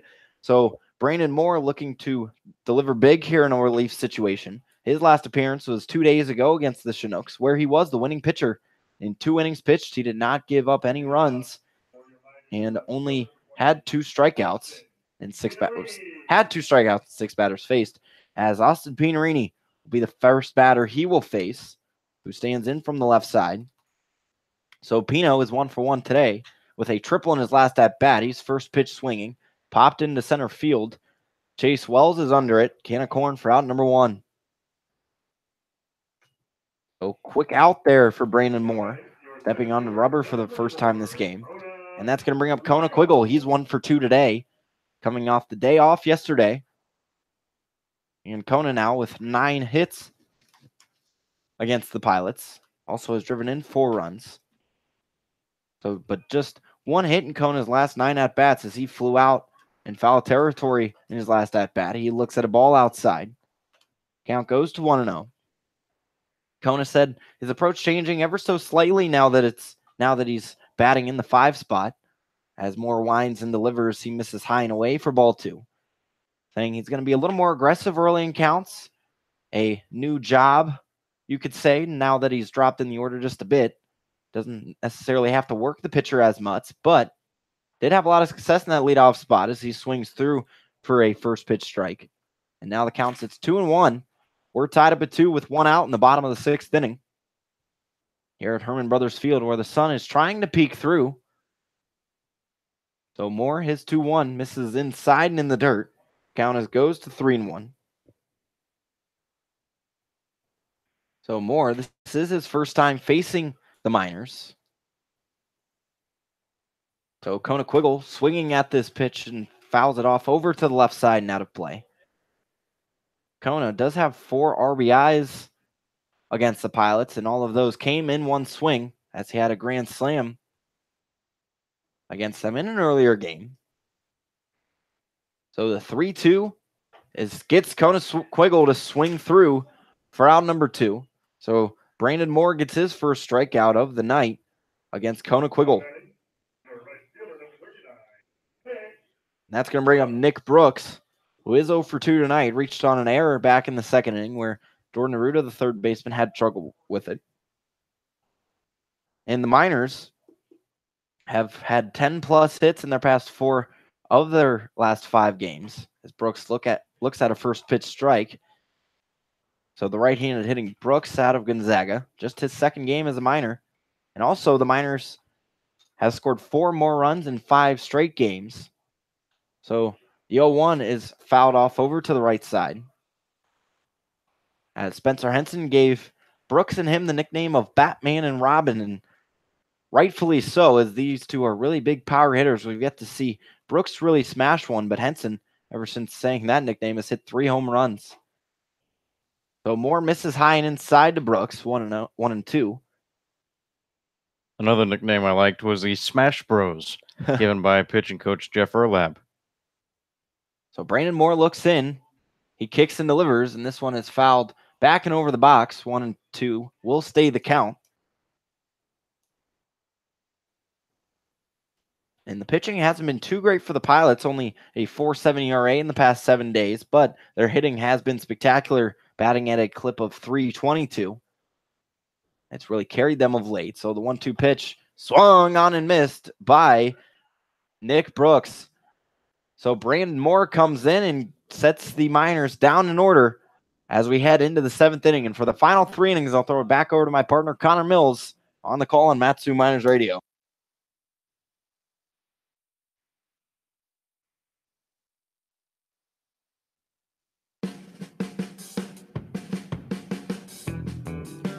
Matsu Miners Internet Broadcast is sponsored by the Napa Auto Parts of Alaska and owner Jim Ruda. Stop into one of your locally owned and operated Napa Auto Parts of Alaska and ask about a Matsu Miners jersey giveaway. So stop in and enter for your chance to win today. The Alaska Railroad and Operation Lifesaver would like to remind our friends and neighbors when approaching a railroad crossing, always expect a train. Look, listen, live.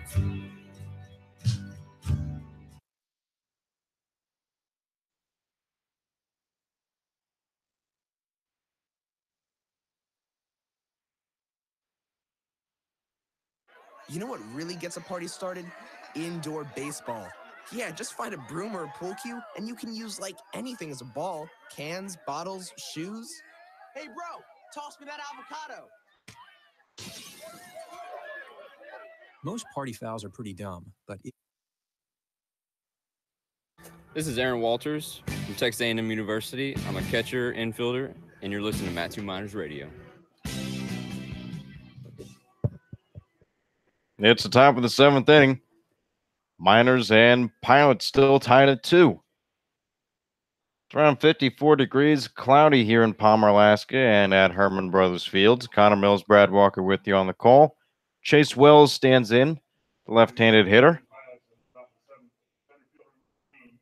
Wells so far today is 0 for 2. He struck out looking back in the 3rd inning and then grounded back to the pitcher Brady Corrigan back in the 4th, as we are here in the top of the 7th inning. First pitch from Denver McQuarrie is a hot shot off the bat of Wells, handled nicely by Tyler Bassetti at third base. It's a 5-3 putout to begin things here on the top of the 7th inning. Bassetti playing some nice defense behind the pitching staff of the Miners today. Yeah, he really was, as he was playing a bit in there against Wells, so had to react quickly and did a nice job of doing so. Third basemen are usually in against the first batter, has to defend against the bunt attempt should one be laid down, and Bassetti's crawling in again as the first pitch into Jordan Ruda is too far outside for ball 1.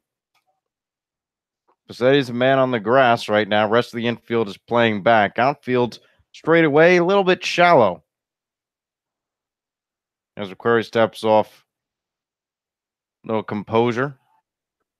Corrigan went 4, allowed 5 hits, 2 runs, 2 earned, a walk, and 4 strikeouts. As McQuarrie's pitch is on the outside corner for strike 1, 1-1 the count.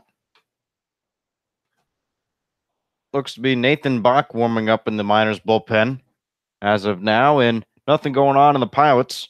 As 1-1 from McQuarrie is swung on, ground ball over to first. It's a high bounce, a underhand toss to McQuarrie, covering first from Henson is the second out. A 3-1 putout is the second out here in the top of the 7th inning. Ball game tied at 2 between the Miners and the Pilots. Not surprising to see McQuarrie fielding his position quite well, as he was quite the athlete in high school, and actually on the football field in high school holds the Mississippi State high school football record in interceptions. So the career record holder in that, so definitely quite the athlete on the mound. Well, doing it with his arm right here as a little flare off the bout of Ryan Knowles. That's his 3rd hit today, as that one is in center field, fielded by Kona Quiggle. So Ryan Knowles, the benefactor of a little jam job, but he gets on first base. Yeah, it's just kind of the way the night's going for Knowles. Not really with the big hit, not necessarily squaring it up and shooting one well deep, just getting him in places where the Miners aren't and then getting on first. So back-to-back innings now for Denver McQuarrie, pitching from the stretch. As he's running the pitch to Daniel, this one's grounded right back to him. Underhand toss to first, gets Brandon Daniel for the 3rd out here on the top of the 7th inning. A base hit is all that Denver McQuarrie allows here on the top of the 7th, as this one remains tied at 2 between the Matsu Miners and the Anchorage Glacier Pilots. You're listening to the Matsu Miners on the Miners Radio.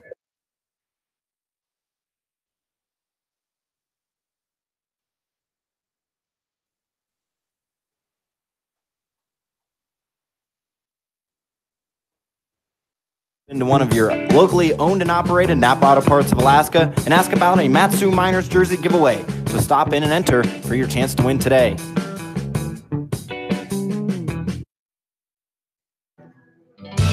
The Alaska Railroad and Operation Lifesaver would like to remind our friends and neighbors when approaching a railroad crossing, always expect a train. Look, listen, live.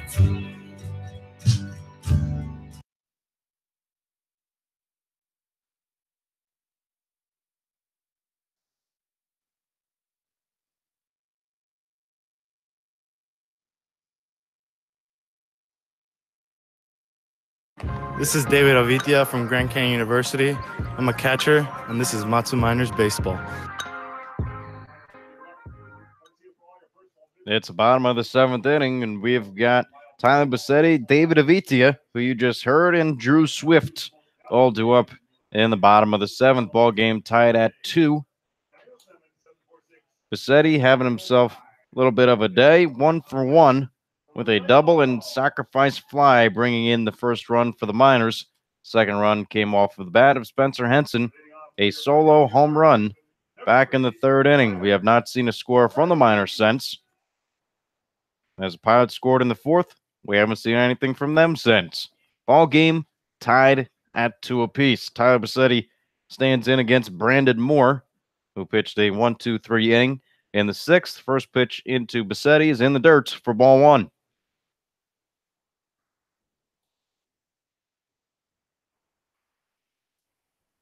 Miners coming in today as a team. Best batting average as Bassetti swings and fouls it off towards the left side. Batting .255 as a team. First in on-base percentage, .343. Also strike out the least. Coming in today, .190. The walks are the one thing where they're a little down in the category at .108. But RBIs are right back at the top in runs, .123 and .146 as the fastball misses high and away to Bassetti. Count goes to 2 balls and 1 strike with nobody out.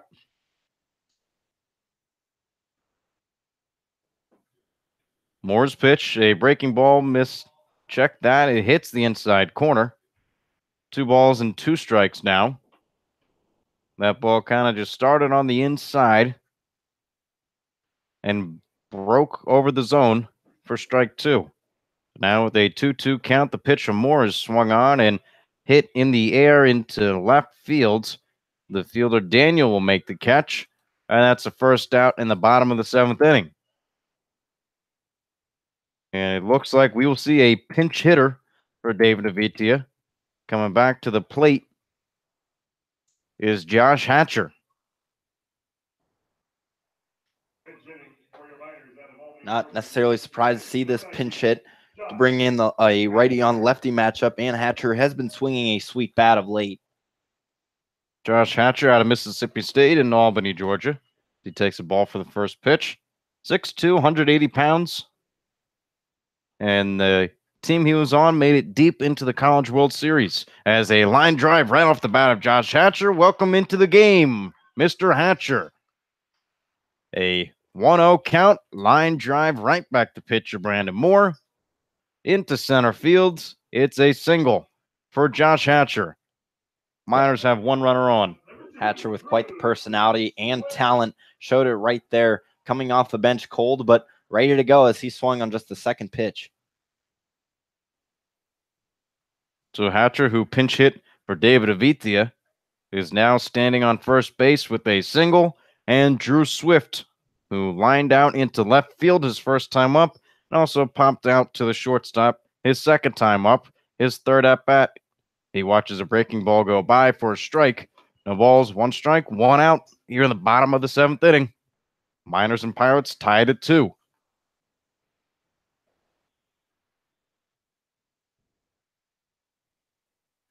Brandon Moore pitching from the stretch. A long hold, now he's ready. This ball does not break over the zone. The inside breaking ball is inside. 1 ball, 1 strike to Drew Swift. Third base is in against Swift.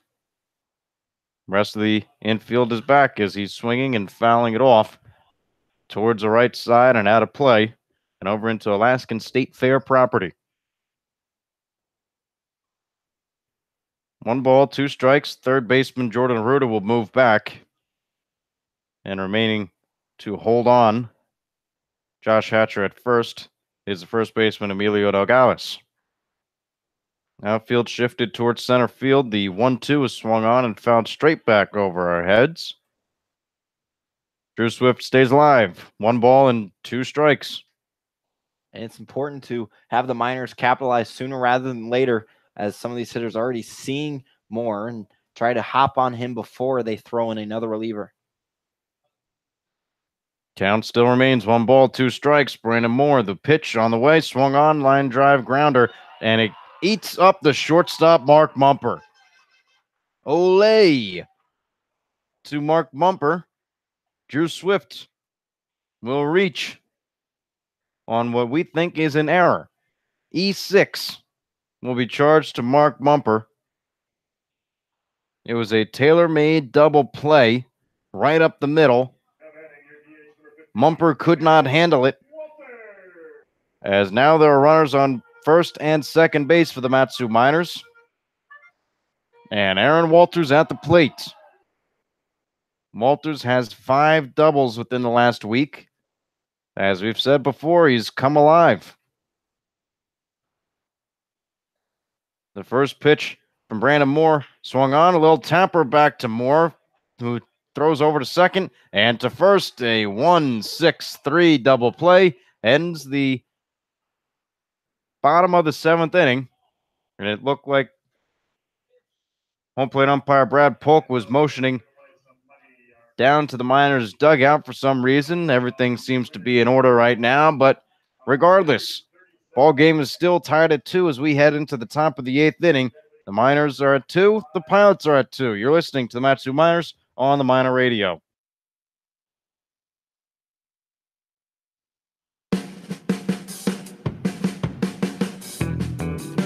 Matsu Miners Internet broadcast is sponsored by the Napa Auto Parts of Alaska and owner Jim Ruda. Stop into one of your locally owned and operated Napa Auto Parts of Alaska and ask about a Matsu Miners jersey giveaway. So stop in and enter for your chance to win today.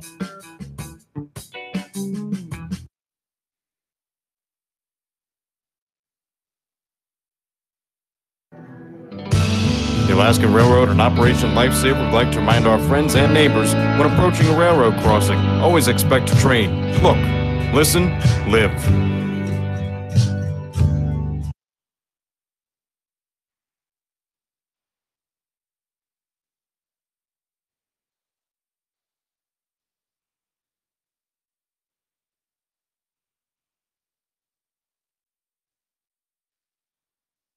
Hey, I'm Tyler Bassetti. I'm from Nevada, Reno, and you're listening to Matsu Miners Baseball. It's the top of the 8th inning. Miners and Pilots are still tied at 2. New pitcher on the mound is Nathan Bach. Bach making a relief appearance for Denver McQuarrie. And for McQuarrie, he went 3 innings, allowed 2 hits, no runs, had a walk and 2 strikeouts, 12 batters faced.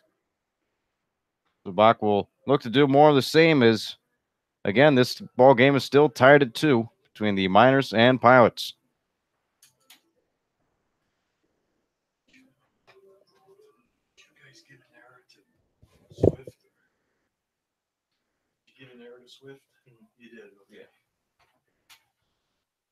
So a defensive change right now for the Miners. Josh Hatcher goes into left field, and behind the plate moves Austin Pinerini. Hatcher, who pinch hit for David Avitia in the bottom of the 7th inning, will go out into left, and Pinerini scoots over from left to behind the plate. Leading things off is Mark Mumper, who is the second player to touch the 1-6-3 double play. As he will go against Nathan Bach. Bach set up from the windup. And the pitch, a breaking ball over the zone for strike 1. Bach throws right, bats right. 5'11" from Southeast Missouri, 180 pounds, where he was a junior. 1-0 on the season and has a 1 ERA. Has appeared in 13 games, all in relief appearances as the curveball gets over the zone. That's breaking today. 0-2 the count to Mark Mumper. Bach also has 2 saves on the season, pitched 18 innings, 15 strikeouts, 9 walks, and 10 hits. The 0-2 into Mumper. Fastball on the outside corner, strike 3 called. So far, so good for Nathan Bach. He gets his man on 3 pitches. As now we'll see Elliot Curtis, the lefty, stand in at the plate. Bach has just been so dominant for the Miners coming out of the pen, and really the bullpen has been the backbone of this team all season long, and it just shows again right there. First pitch into Elliott Curtis is low and away for ball one, and for Curtis so far on the day, grounded into a 4-3 put out in the first as he swings through this one. 1 ball, 1 strike, and 1 out into Elliott Curtis. Added 2 singles following the put out in the first, so he's 2 for 3. And a 1-1 count on him here in the top of the 8th inning. The pitch outside for ball 2. Curtis coming into today was batting .245. That will be improved with his 2 for 3 performance as the 2-1 is on the way. Paints the outside corner for strike 2. 2-2 the count into Elliott Curtis from Nathan Bach. And Bach's just a part of that bullpen that just has so much fun, and they can have that fun because they're very successful and always dominant when they head out there. 2-2, high and away. Count runs full against Elliott Curtis. Ball game still remains tied at 2. For the Pilots, 2 runs, 7 hits, and also have an error for the Miners. 2 runs, 6 hits, and no errors. The payoff pitch is a slow tapper over to short. Swift gets it, and it's under his glove. Drew Swift, the 6th error of the season. He got over, and when he was running over, his motion took him a little high in the air, couldn't get the glove down, and E6 charged to Drew Swift. And that's the first runner here in the top of the 8th inning. Elliott Curtis is on base, and now Garrett Kosis will come to the plate. Talk about uncharacteristic. Drew Swift, most of his errors have come because of throwing errors, but he has yet to have one that really fooled him on such an easy hop. So just the fundamentals got the best of him there. All he needed to do was get the glove down. Now we run on first here in the top of the 8th inning. As the first pitch from Bach into Garrett Kosis is in the dirt. Good block from Austin Pinarini.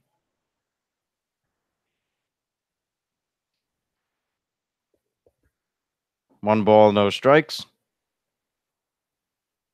And as we said, it's starting to get a little chilly out today. 54 degrees here at Herman Brothers Field. 1 ball, no strikes.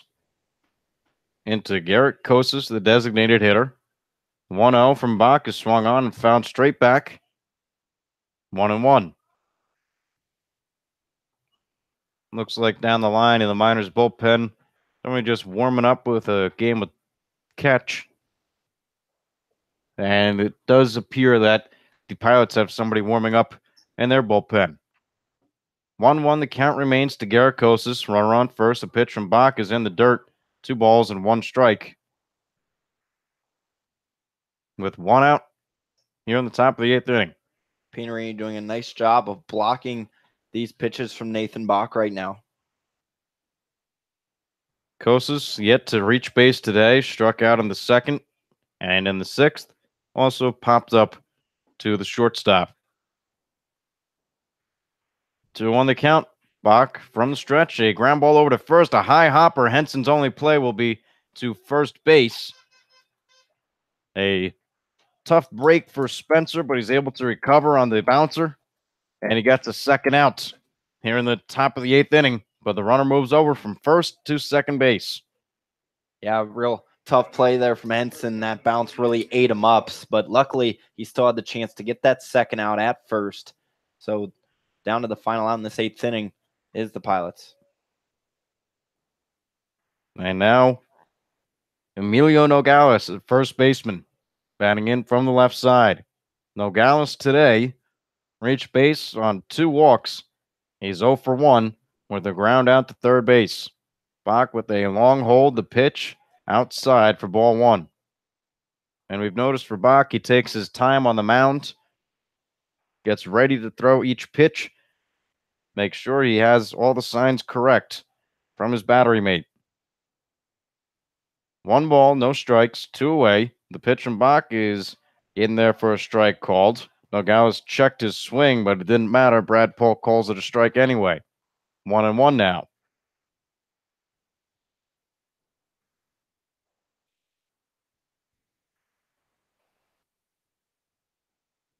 One and one the count to Emilio Nogales. The pitch swung on and fouled straight back. 1 ball and 2 strikes with 2 away in the top of the 8th inning. Ball game remains tied at 2 apiece between the Pilots and the Miners. Miners Brady Corrigan started this game, went 4 innings. Denver McQuarrie went 3 innings pitched, took us through the 7th inning, and we are here on the top of the 8th inning. Nathan Bach steps off the mound. Now he's back on. The signs will reset with a runner on second base in Elliott Curtis. At the plate, Emilio Nogales, the 1-2 on the outside corner for a ball, 2-2. Miners hopping into the dugout thinking that was a strike. A borderline pitch, but a pitch that Brad Polk thought it was just a little outside. So we'll do it all over again. 2 balls and 2 strikes with 2 away in the top of the 8th inning. Bach stands on the rubber. His right heel on the closest to first base. The 2-2. Just low. That caused a reaction from Bach. We'll say good eye from Emilio Nogales as that pitch had a lot of bite on it. Got to credit him not to swing. 3-2. The count is now from Nathan Bach into Emilio Nogales. With a runner on second, the payoff pitch, a fastball outside for ball 4. So Nathan Bach, after getting ahead on Emilio Nogales and just mitching with a breaking pitch, walks him on a fastball outside. So now there are 2 runners on base here on the top of the 8th inning between the Miners and Pilots. Mikey Gangwish. And check that, we'll have a pinch hitter. Looks like this will be number 35, Aaron McCann. So Aaron McCann appeared in yesterday's game against the Miners. He went 1 for 4, had an RBI, and is only batting .203 on the season. As pitching coach Jeff Verlab will go out, give the scouting report on Aaron McCann, who's the left-handed batter here in the top of the 8th inning. Yeah, I'm sure there may have been a mound visit, whether there was or wasn't a pinch hitter, but even more important for Jeff Verlab to go out there and tell Bach sort of what, or suggest, I should say, what pitches he should throw and how to attack this, as there is 2 outs and there is a force out now at every bag than home, other than home. So Aaron McCann, the batter at the plate, he's pinch hitting for Mickey Gangwish, who popped out to right field, grounded into a fielder's choice, and grounded out to third as the first pitch is on the outside corner for strike 1 from Nathan Bach to Aaron McCann. Runners are on base, 1 at second, 1 at first. Man at second, Elliott Curtis, and Emilio Nogales is man at first base. There's nothing happening in the Miners bullpen right now with 2 outs in the top of the 8th inning. The fastball from Bach misses high and away. 1 ball and 1 strike with 2 away. The throwing has come to a close over in the Pilots bullpen, as now they are just watching the game. 1-1 from Bach. This one's line drive out into center field. Konequiggle hustling in. He gets it on 1 hop. The throw all the way at the plate. Runner is coming around to score. The runner will score. It's an RBI single off the pinch hitter, Aaron McCann. A strong throw from Konequiggle was not able to get the runner, Elliott Curtis, as now here on the top of the 8th inning, the ball game has been broken. The tie game has been broken. It's the Pilots 3, the Miners 2, and there are runners at the corners. Still no action in the Miners bullpen. Lots are warming up, pulling some bands, and phone's not active. So now we are here with Chase Wells. And for Chase, struck out grounded back to the pitcher and also grounded it out to third base. There are runners at the corners, and first pitch swinging is Chase Wells. This one's hit out into left field, but foul. Down the line and foul for Chase Wells. To recap the inning, Mark Mumper struck out. Elliot Curtis, he reached base on an E6.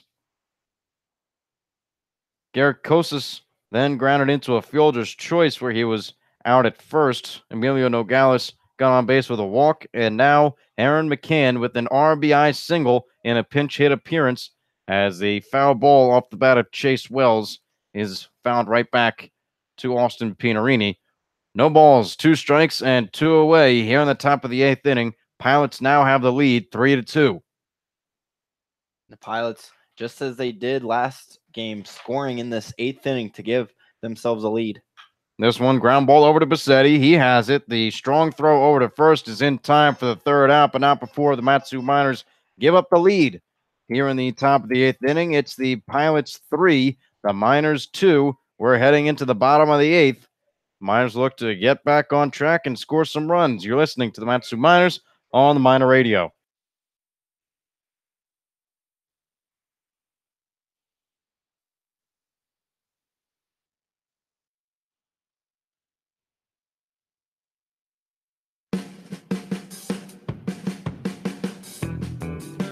Mat-Su Miners Internet broadcast is sponsored by the Napa Auto Parts of Alaska and owner Jim Ruda. Stop into one of your locally owned and operated Napa Auto Parts of Alaska and ask about a Mat-Su Miners jersey giveaway. So stop in and enter for your chance to win today.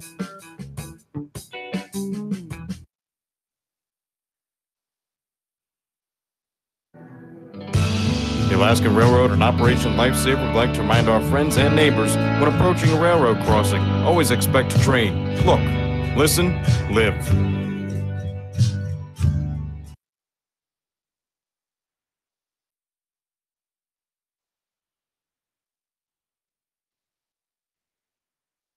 But if you decide...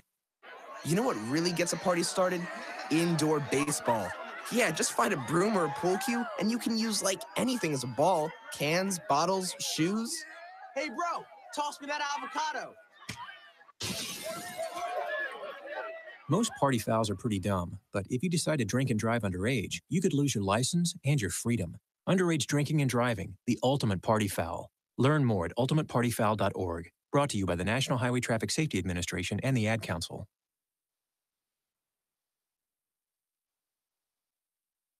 This is Aaron Walters from Texas A&M University. I'm a catcher, infielder, and you're listening to Mat-Su Miners Radio.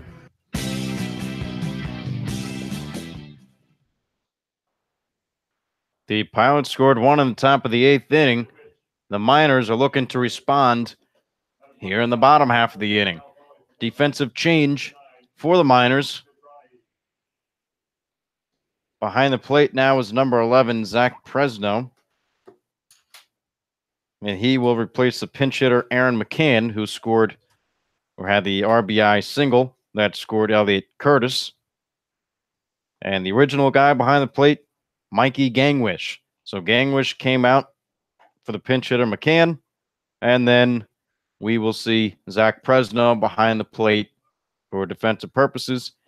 Caleb Van Blake will lead things off here in the bottom of the 8th inning. Van Blake looking for his first hit of the day. 0 for 3 so far. Grounded out to first. Grounded out to second. And another 3U in the scorecard.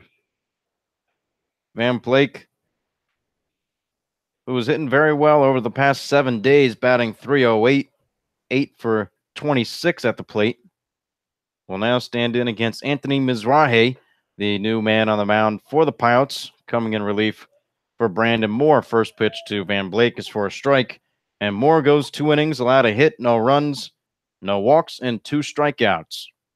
Anthony Mizrahi, the big righty. The pitch, this one's line drive out into deep center field, moving back, all the way back, and it's over his head, and one hops the wall. Caleb Van Blake rounds first. He's headed for third. Van Blake halfway there. The pitch or the throw all the way in to third base, not in time. A leadoff triple for Caleb Van Blake here in the bottom of the 8th inning, and the Matsu Miners are 90 feet away from tying this game up. The Electric Factory out in right field, a tip of the cap to Caleb Van Blake, as now the tying run is 90 feet away for Spencer Henson. For Anthony Mizrahi out of La Canada, California, 8 innings pitched, allowed 9 hits, 10 runs, only 8 were earned, 9 walks and 7 strikeouts on the season. The pitch into Henson's on too far outside. Infield has been brought in here against Spencer Henson in the bottom of the 8th inning with the Caleb Van Blake on third base and nobody out. The pitch from Mizrahi, curveball gets Henson swinging. 1 ball and 1 strike is now the count. And that was an absolute shot by Caleb Van Blake.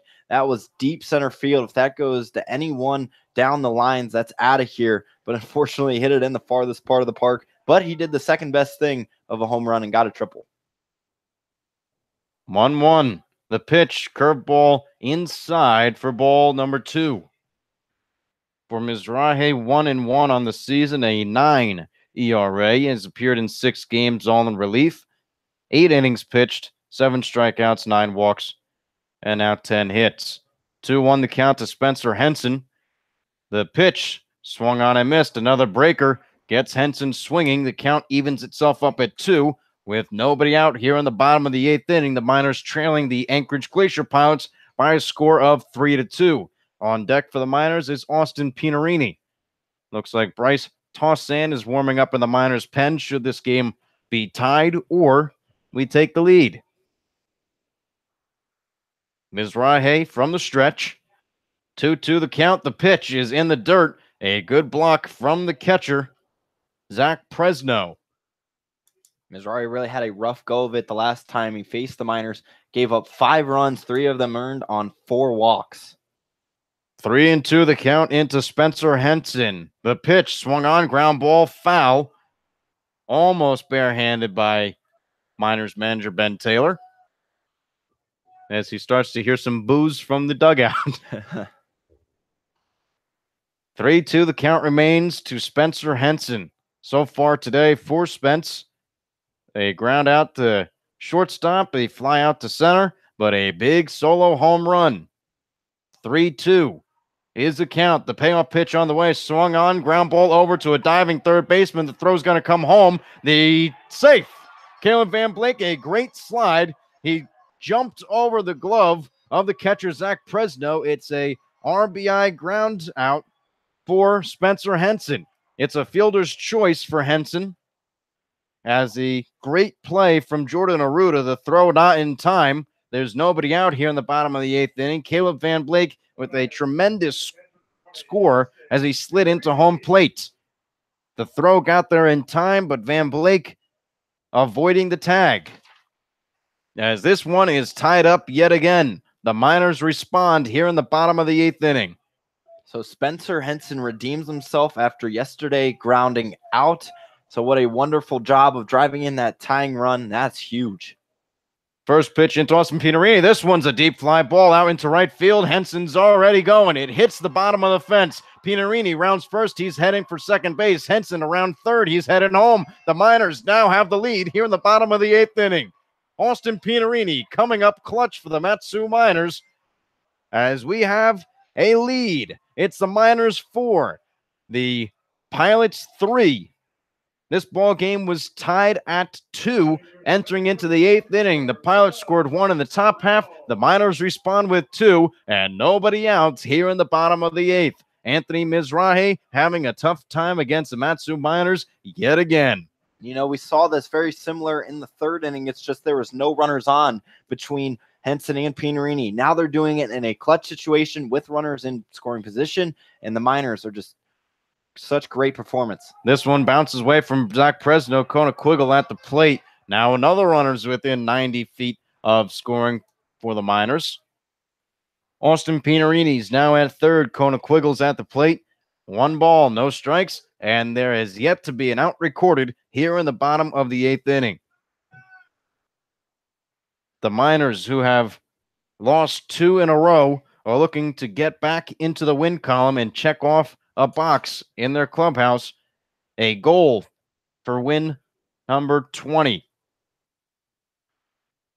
The pitch from Mizrahi is swung on and fouled off by Conaquiggle. The Miners right now are at 19-12. The Oilers are 2.5 games behind them at 16-14. 1-1 the count to Conaquiggle. Mizrahi from the stretch, and the pitch is inside. 2 balls and 1 strike. It's back to the ABL standings. The Anchorage Bucks at 14-15, 4 back. The Pilots 13-14, 4 back as well. And the Chinooks are at the bottom, 12 wins, 18 losses, and are 7 games back behind the Matsu Miners. Conaquiggle, the 2-1 from Mizrahi outside for ball 3. Infield is in against Conaquiggle as Austin Pinarini's on third base, and a 1-run lead for the Miners. Matsu 4, Anchorage 3. Mizrahi on the mound. Quiggle almost hit by the pitch, as that's ball 4. So now there are runners at the corners for the Miners, and Nick Brooks looking to make his 2018 statement right here in this at-bat.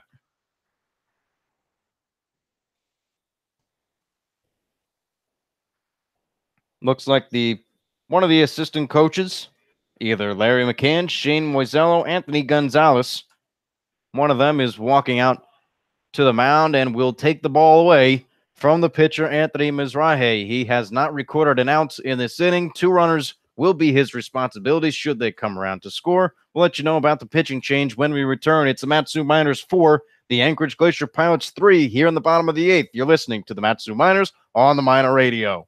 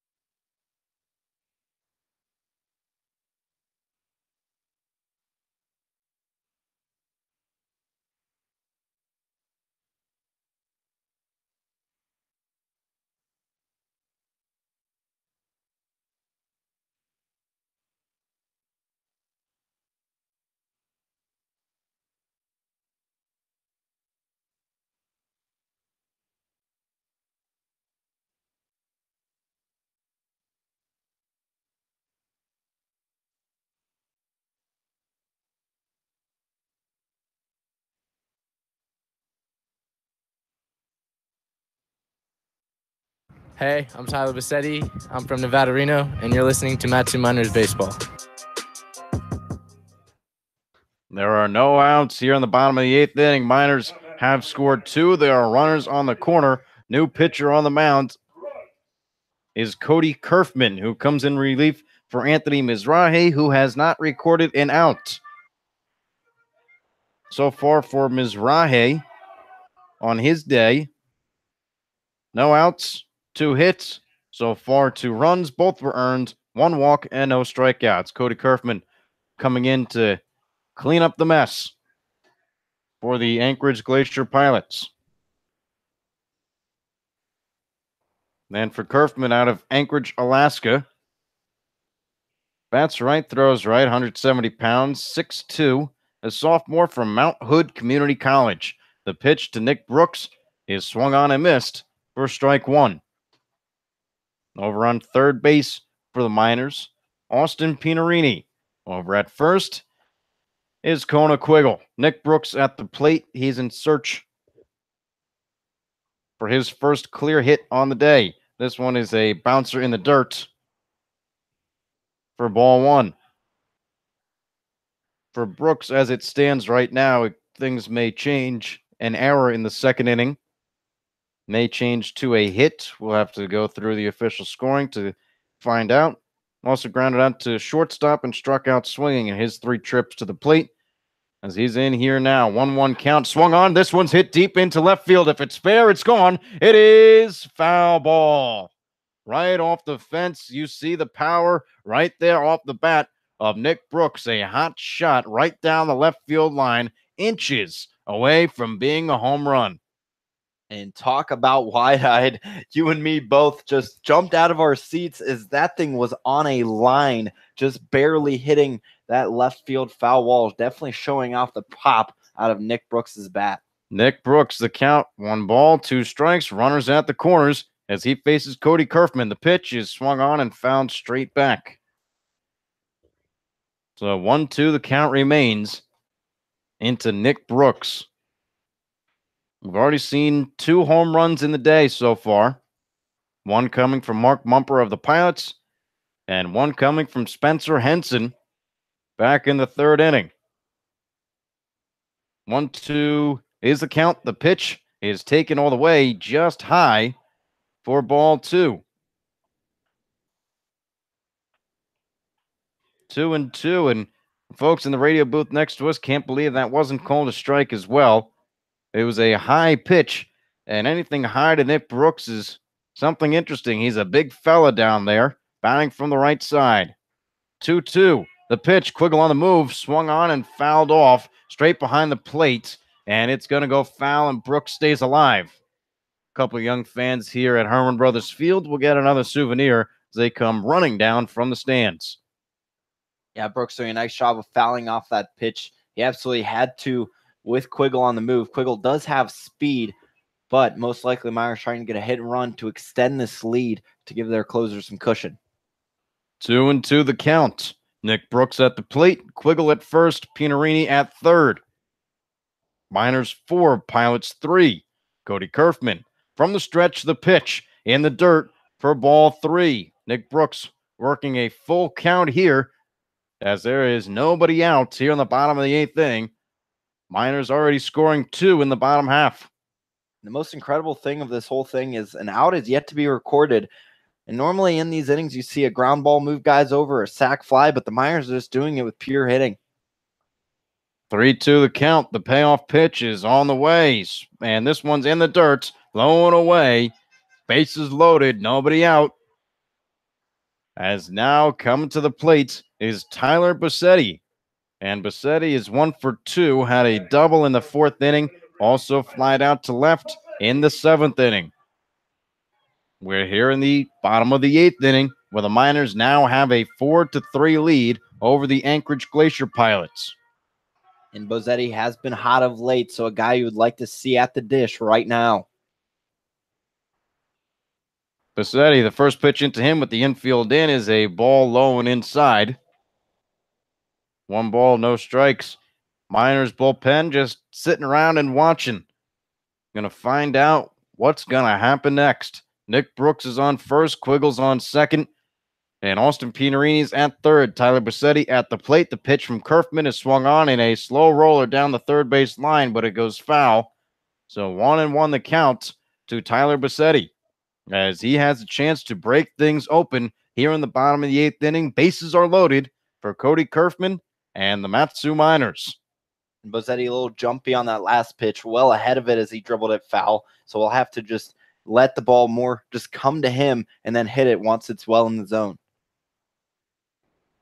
1-1 the count, nobody out. The pitch into Bassetti's outside, 2 balls and 1 strike. Cody Kerfman, his last outing was against the Miners. He went 2 innings. That happened in yesterday's game, allowed 3 hits. But no runs, no walks, no strikeouts. As now, 3 balls and 1 strike into Tyler Bassetti. Bases are loaded. There's nowhere to put him. Only way he reaches base is if the Miners score a run. 3-1. Cody Kerfman from the stretch He looks in, ready, swung on. This one's hit out into left center field. Moving back is a left fielder, Daniel. Tagging at third is Austin Pinarini. He will come in to score without a throw. 2 sacrifice flies for Tyler Bassetti. Gets the job done today as Matsu Miners now extend their lead. It's 5-3 Matsu here in the bottom of the 8th inning. 3 runs are in as they now have a 2-run lead. Yeah, and really nice there from Bassetti. His 2 RBIs haven't come off hits, but they've come off sacrifice flies. So doing his job when there's runners in scoring position, you just need to bring them in, and that's what he's done exactly here in 2 at-bats today. So Pinarini is in. Spencer Henson is in. Caleb Van Blake has also scored. As now at the plate is Josh Hatcher. First pitch swinging, he fouls it back. No balls and 1 strike into Josh Hatcher, and for him, he had a single off the second pitch he saw in the at-bat off of Brandon Moore. That happened in the 7th inning. Anthony Mizrahi started this inning. He has now allowed 3 runs as Cody Kerfman. The only out that he has recorded was a sacrifice fly for Tyler Bassetti as the pitch is breaking inside on Josh Hatcher. No balls, 2 strikes with 1 out. Runners on first and second base here in the bottom of the 8th inning. Outfield is straight away against Hatcher. Infield playing in double play depth. From the stretch, Kerfman pitches a swing and a high bouncing ball over to second. The only out will be recorded at first. It's a 4-3 putout for Josh Hatcher, but the runners move 90 feet closer to scoring. 2 runners in scoring position for Drew Swift here in the bottom of the 8th inning with 2 outs. Swift so far today only reached base on an E6 as Swift is 0 for 3. A fly out to left field, a pop out to short, and also a error made by his counterpart, Mark Mumper. First pitch into Swift is low, and this one bounces just a couple feet away from the catcher, Zach Presno. 1 ball, no strikes, 2 outs, runners in scoring position. Nick Brooks and Kona Quiggle. The pitch into Swift, swung on, ground ball to Mumper at short. Coming in, firing over to first in time for the 3rd out, but not before the Matsu Miners score 3 here in the bottom of the 8th inning as they take the lead. It's the Miners 5, the Anchorage Glacier Pilots 3, and we'll see the Miners closer, Bryce Tossan, coming up onto the mound. You're listening to the Matsu Miners on the Miner Radio.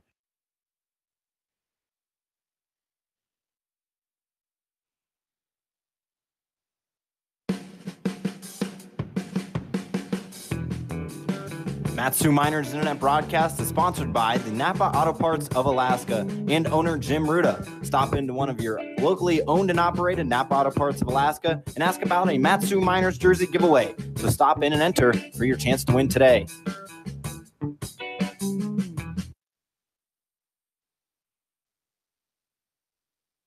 This is Mario Andretti. You know me as a race car driver, but I'm also a Meals on Wheels volunteer. I've raced against the sport's biggest personalities, but I've never met more vibrant, amazing people than the seniors served by Meals on Wheels. You can make a difference by dropping off a hot meal and saying a quick hello. So, America, let's do lunch. Volunteer your lunch break at americaletsdolunch.org. This message brought to you by Meals on Wheels America and the Ad Council.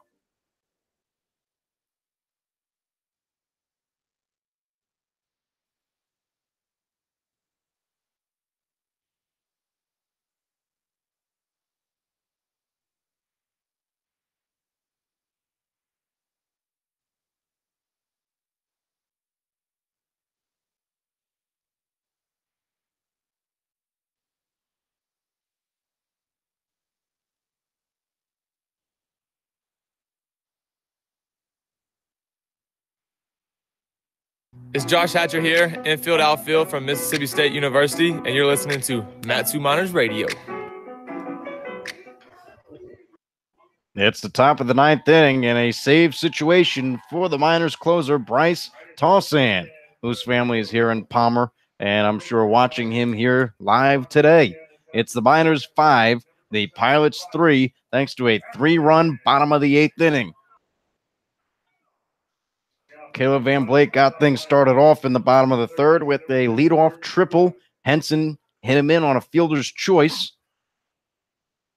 And then the Austin Pianarini had a RBI double to bring in Henson. A sacrifice fly from Tyler Bassetti, as now Jordan Arruda hits one deep out into left center field, moving Kona Quiggle back, and that's over his head. Arruda moving from second. He's stopping at second base. The throw is into Drew Swift to cut it off. And now the leadoff man is on base for the Anchorage Glacier Pilots against Bryce Tossan and the Miners here in the top of the 9th inning.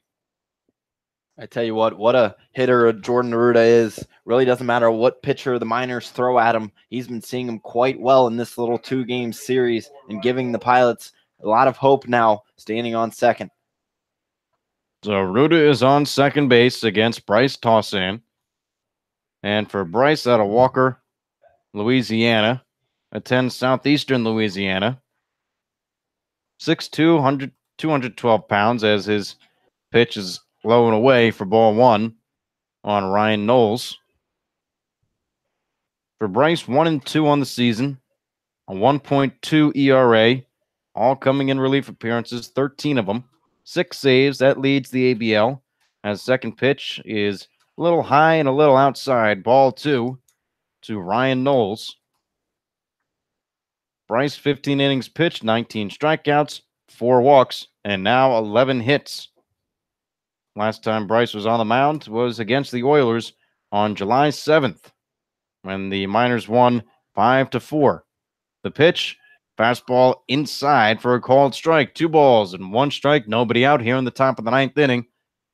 Bryce Tossan looking to shut things down against the Pilots.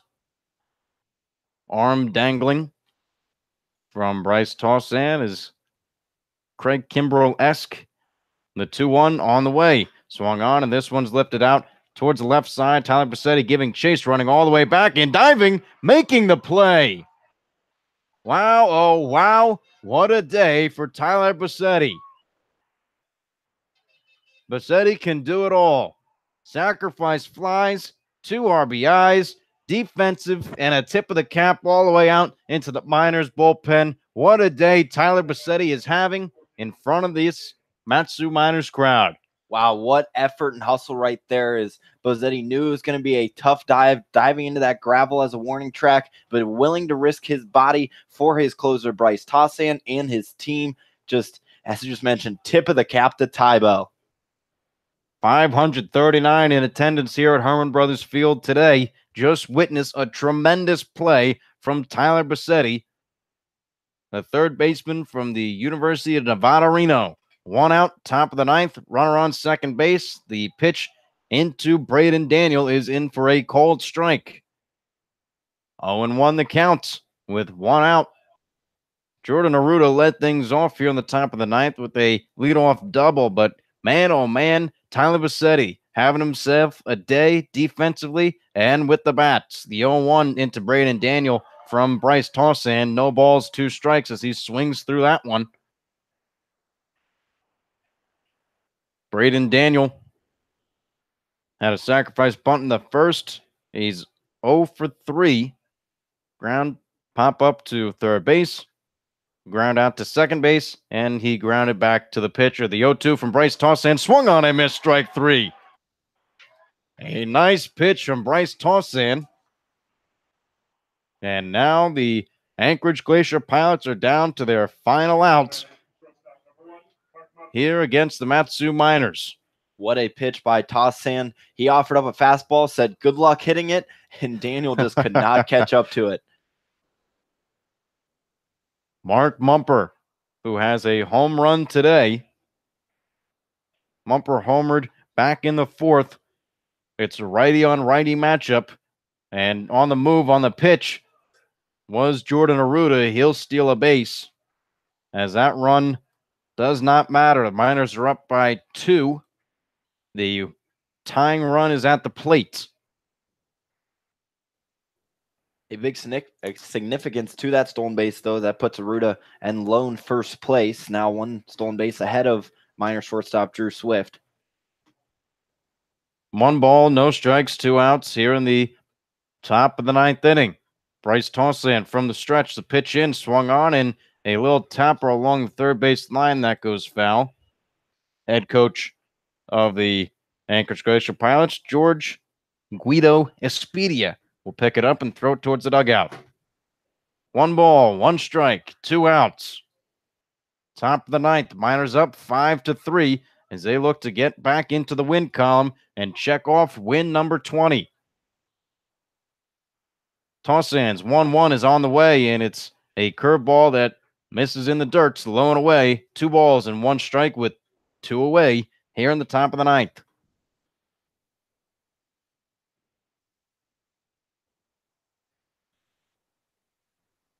Tossan, in his last outing, went 2 innings, only allowing a hit against the Oilers as a 2-1 is low and away for ball 3. We also learned that Bryce touched 95 miles per hour on his fastball. A lot of life coming out of the arm of Bryce Tossan. 3-1 the count to Mark Mumper. The pitch swung on, ground ball over to Caleb Van Blake, who has it. The throw to first in time, and the ball game is over. A great win for the Mat-Su Miners here against the Anchorage Glacier Pilots. They get a win and an off day tomorrow. The Miners are now 20-12 on the season and 3 games up on the Oilers for the top of the Alaskan Baseball League. Year's final, the Mat-Su Miners 5, the Anchorage Glacier Pilots 3. Winning pitcher today, Nathan Bach.